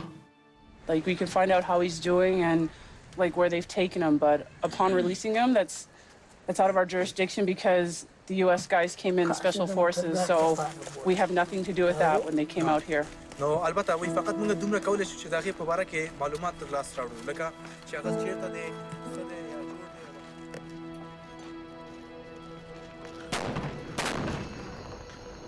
Our job is reconstruction. That's what I'm here for. And we're fixing the water pumps. How is that helping them? I understand your side of the fence, where you're dealing with the Taliban and trying to understand what the locals are doing, and you don't trust anybody. But just to come in here blatantly and just say, like, everybody's Taliban, everyone should die, and all this, it's just completely wrong. Like, you have to have some education about coming into this place and knowing what you're getting into.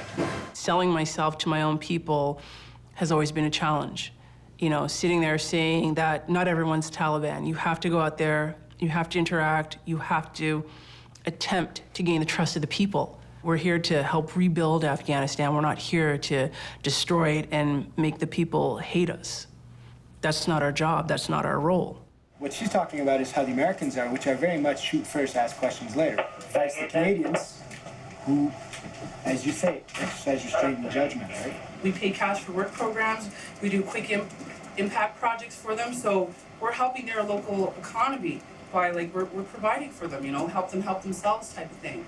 You know, that's how we're helping them, and that's what I see. How does that help them? Like Taliban take Jenga truck drivers out of their truck and butcher them in front of this fob. I think that's pretty sad. Cutting off heads of the villagers when we pull out of here. I'm pretty sure some of those dudes are going to lose their heads. I don't doubt it at all. That's why there'll be a mass exodus. Is that not sad?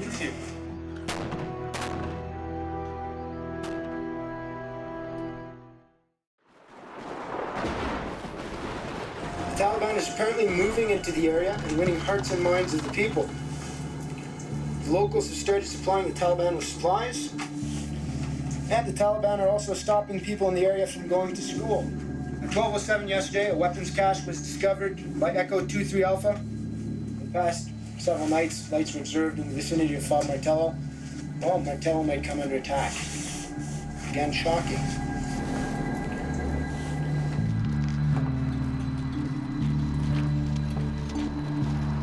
PRT is at risk as much as anybody else by the simple fact that they're trying to assist the local population and break the hold of the Taliban. This is a big target. There's many people. It's a highly visible event. If we're lucky, nothing happens. Everything carries on. If we're unlucky, then we have to deal with a whole lot of trouble. The things that we could impact and did well was the medical outreach. Quite a few came to the medical outreach program that day. We bring in doctors from the local area, and we provide free medical aid to people on the ground.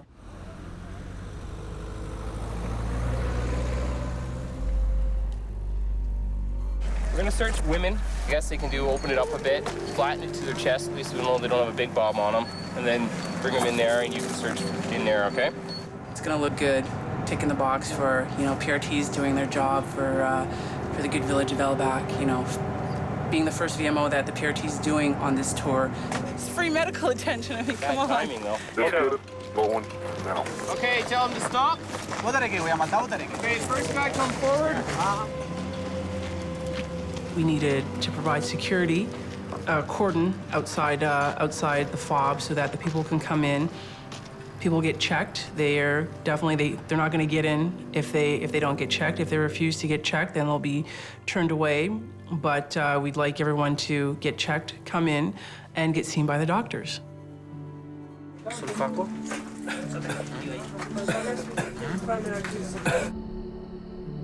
What we're seeing already with the girls already congregating, it's truly amazing. Because last time they waited till right at the very end when it looked like we were shutting down, then they brought the women out, and only 4 women at the time.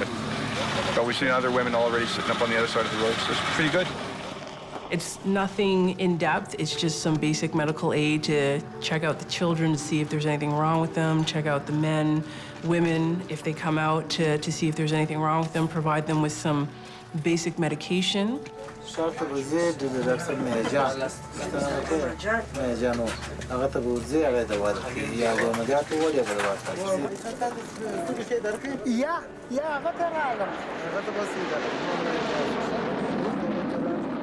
doctors have run out of medication.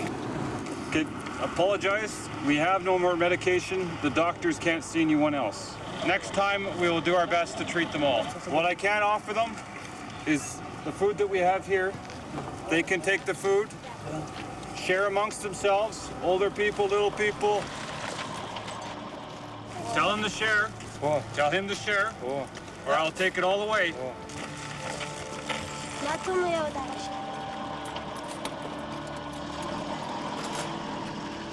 It feels great when, you know, you've done something successful for the people that you're helping.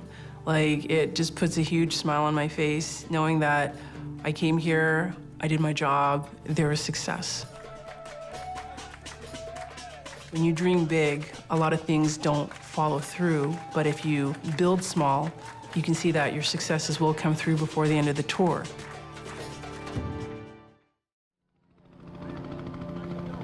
Bob Martello was shut down, and everybody left. I've invested so much time into this place, and now I felt like we had taken a step backwards because we had done so much for the villagers. I felt kind of heartbroken.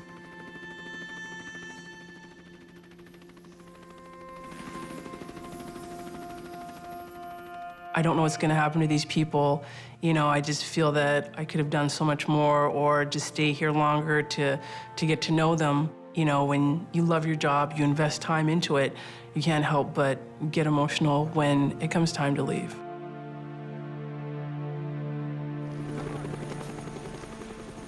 This country will become stable. I have no doubt in my mind. Is it going to be the 10-year Balkan plan? Is it going to be longer? I don't know. Time in Afghanistan moves at its own pace, as we've discovered, and it's going to take a lot of effort, but it will happen.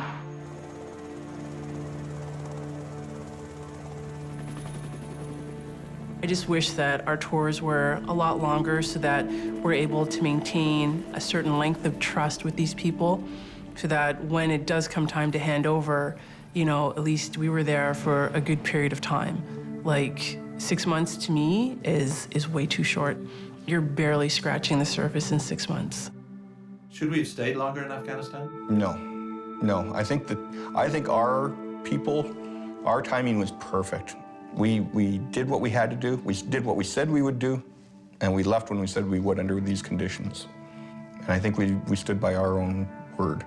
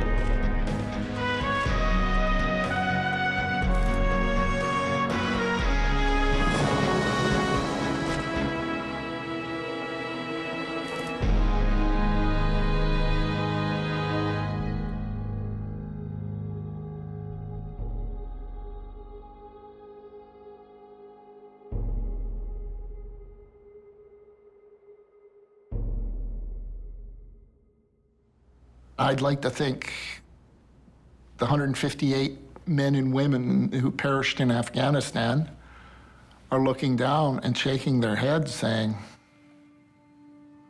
look after my friends. Don't build me memorials. Look after my friends. They need it. Their souls are torn. Their flesh is torn.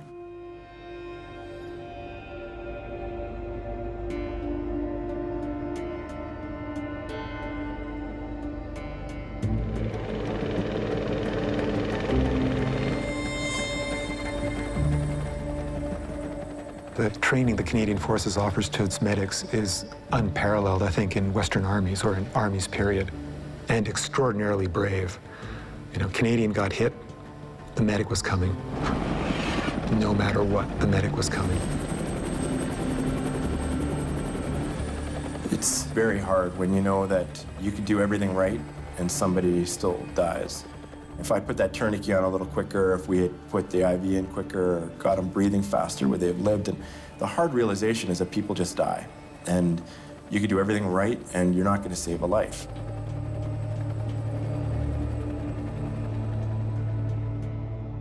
Do you remember everything up to the attack?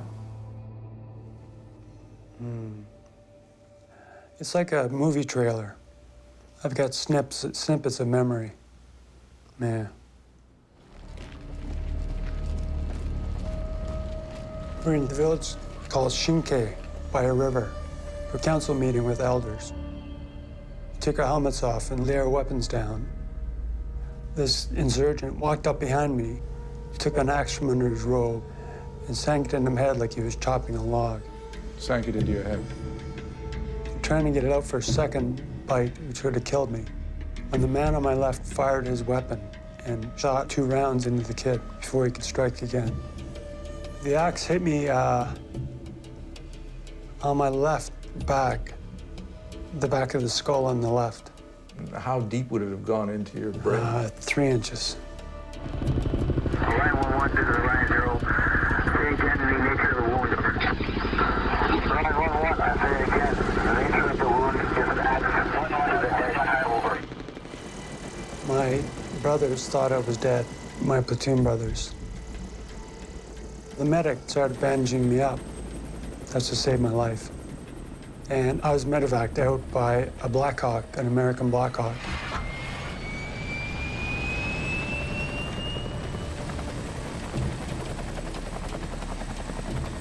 They talk about the golden hour. You know, from the time of first injury to the time reaching the OR, they want that an hour, and every minute outside that hour, the chances of survival drop. My job was to stabilize people, treat the life-threatening injuries, make sure that they wouldn't deteriorate in the 15-minute helicopter ride back to the operating rooms at Kandahar Airfield.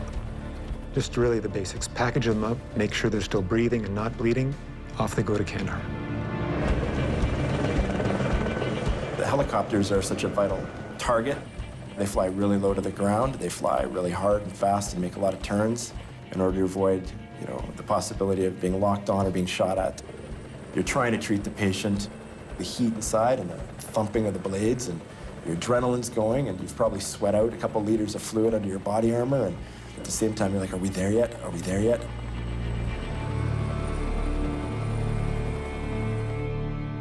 My name is Master Corporal Paul Franklin, and I was injured in 2006 in a suicide bombing. There's 2 weeks left of our tour. As we drive in through the city gates, all of a sudden, Jeff, my co-driver, calls car right, and at that exact moment, I swerve as hard as I can left.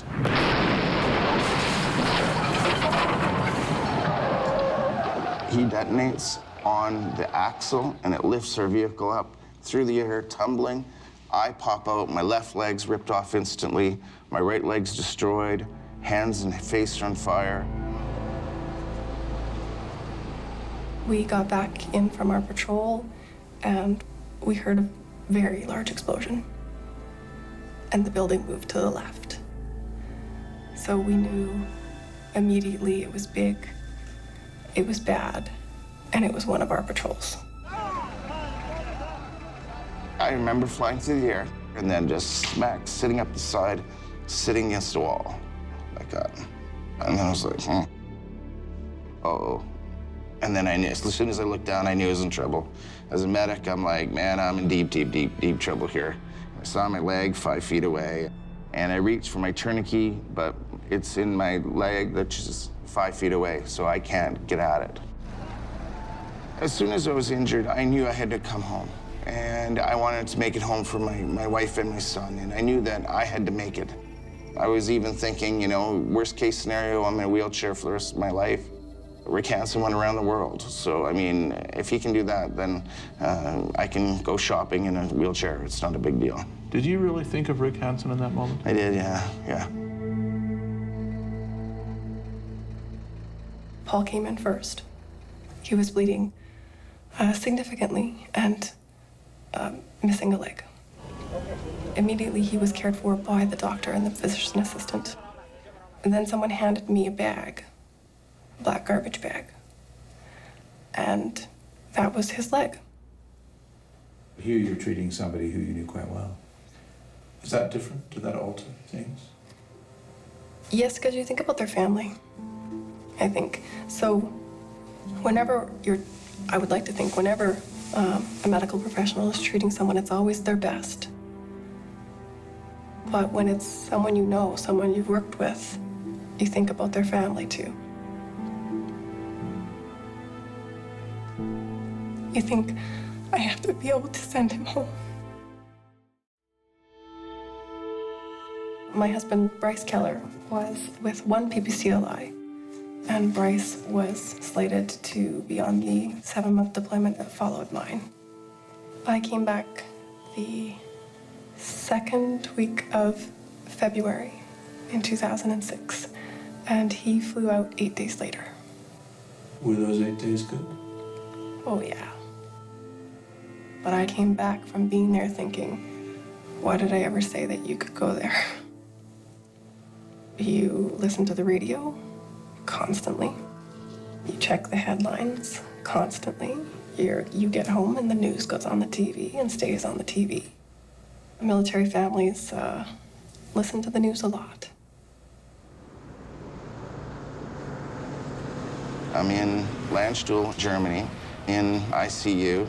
My wife's there, and it is now 3 days later, and the doc comes up to her and says, "We have the leg." And she's like, "What do you want me to do with it?" And they say some people do a service, some people just throw it in an incinerator. She's just like, just get rid of it. But the funny part is the leg they sent to Landstuhl initially, the reason why it was so late, wasn't my leg. My real leg then came from Kandahar to Dubai and then to Landstuhl. So, you imagine these poor pilots flying around with these legs. That's Franklin's leg. I thought I just flew Franklin's leg.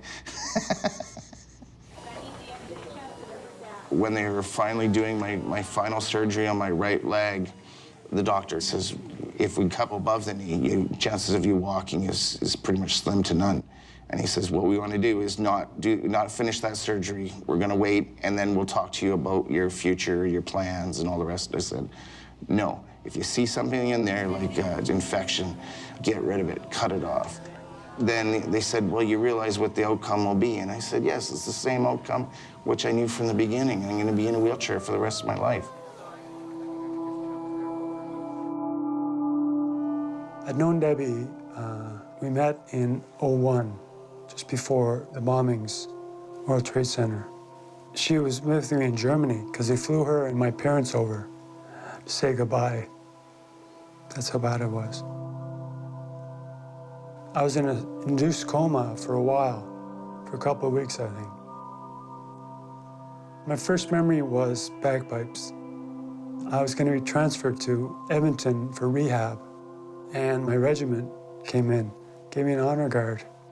My platoon, the platoon I commanded before I went overseas. My greatest moment was when my son walked in the room and he saw me, and I was battered and beaten, and I was not looking good. And my son said to me, can you still play video games? And I said, yeah. And he goes, okay, don't worry about it then. And that for me was like, I just laughed at that, and it was great for me. And I knew I couldn't play soccer or skateboard or ride a bike or whatever, but for whatever reason, he chose to ask that silly question, which just made me smile, and I smile ever since because of that. What was your prognosis? Probably death, but if I survived, they said I'd be a vegetable for the rest of my life. Did you know that? No. Did Debbie know that? Yeah. But Debbie didn't give up on me. Most women would run away. In fact, some of them did, I understand.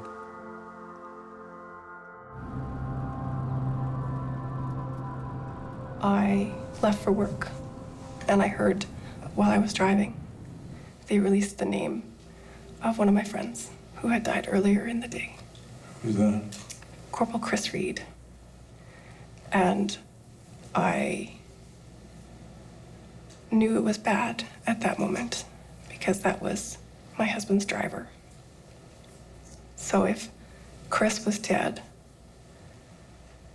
what about the people that were with him? They said 4 were injured and 4 were dead. On the radio? On the radio. I called my friend Amy, who had deployed with me, and she said, just get to work, just get to work. So I was actually notified of Bryce's death at work. I can't imagine how bad that was. I hope that you never have to know. And how that piece goes from when you're treating someone that you know. I don't want their family to have to know that either. I was the National Repatriation Officer for the Canadian Forces from 2008 onward, pretty much towards the end of the mission. And what would be a one-sentence description of that job? From the moment of death to internment, and then sometimes after, to ensure everything goes right. I was very proud of what the Canadian Forces did. You know, we heard a lot of things in the news, the Americans, the British, you know, how they bring them in at night. So yeah, I was pretty proud of being part of that process. We had 2 Canadian medics killed on my rotation, Corporal Mike Starker and Corporal Wilmot. And I escorted Mike's casket all the way back to Calgary. You know, all the fears and, you know, the emotion of, you know, what am I going to say to his wife? What am I going to say when I get home? What am I going to see? Then you've lost your friend and you're trying to grieve through that. You know, I had to go down the Highway of Heroes in the front of the hearse, seeing the 50 bridges with the flags.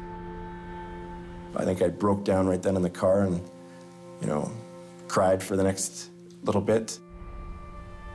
Every bridge, I think there's 50 of them between Trenton and Toronto, and every highway, and ambulances and fire trucks, and there's nothing on the 401. The police have it all blocked off.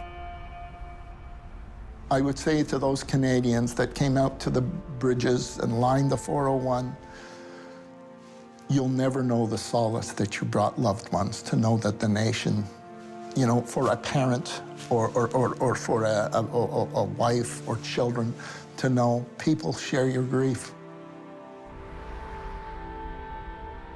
Generally, the protocol is for families to stay with their loved one until Toronto, and then the next day to fly home and to wait at home for the remains to be released, and then to carry on with whatever burial they've decided on.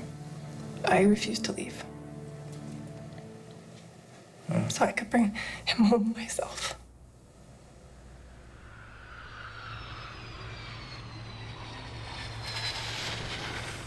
I remember that as we're coming into Calgary, the pilot announced that you may see 2 military people on the flight. And he explained what we were there for, that they had the honor of carrying a fallen Canadian soldier home.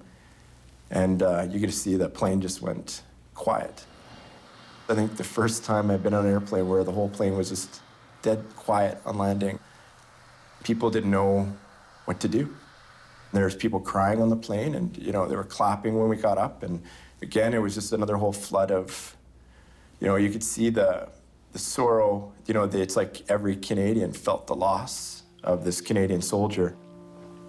This pride that people showed that you're not used to.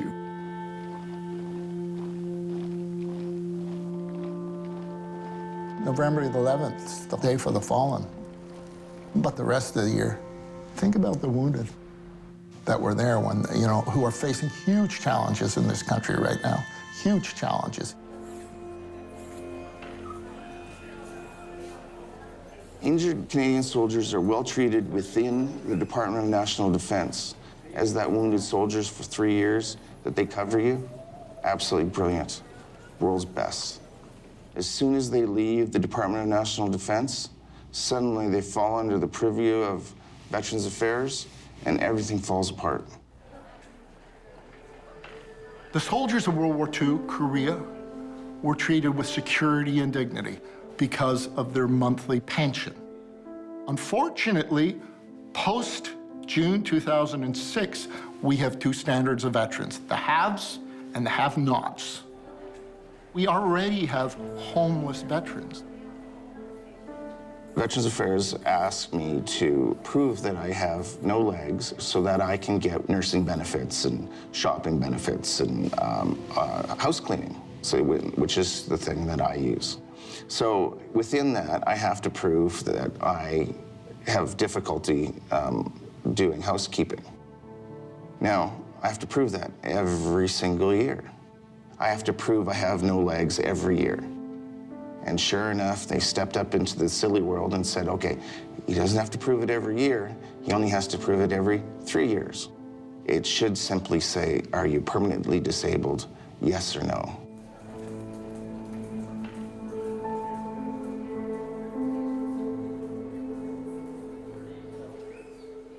I had bad PTSD episodes in Edmonton.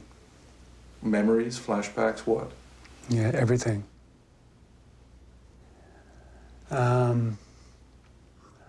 I couldn't read about anything about Afghanistan or watch on the TV. And I was terrified of uniforms. Of course, my friends all visited me in uniform to make me feel good. But I was just howling at Debbie. I remember screaming at her, foul things at her.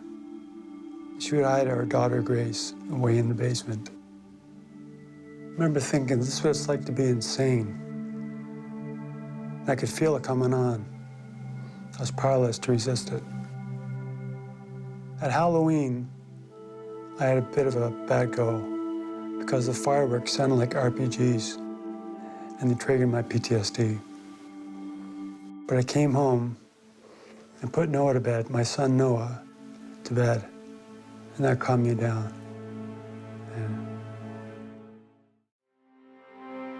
I got out of the hospital the day after spring break ended. And so Simon was walking to school.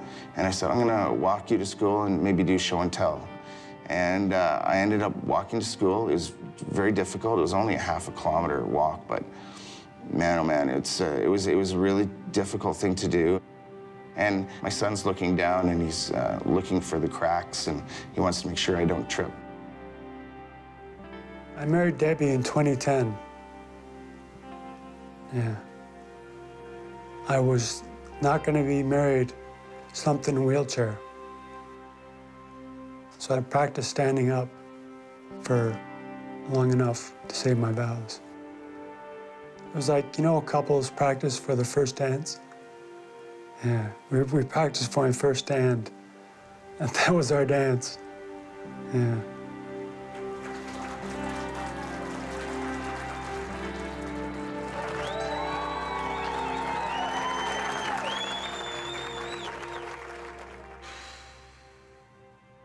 You know, people say, was the Afghan mission worth it?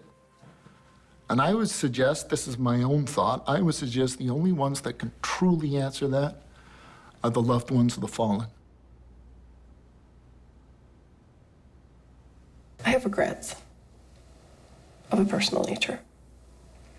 But that's what my husband and I wanted to do. We wanted to be soldiers, and soldiers deploy. I don't see our time there as wasted.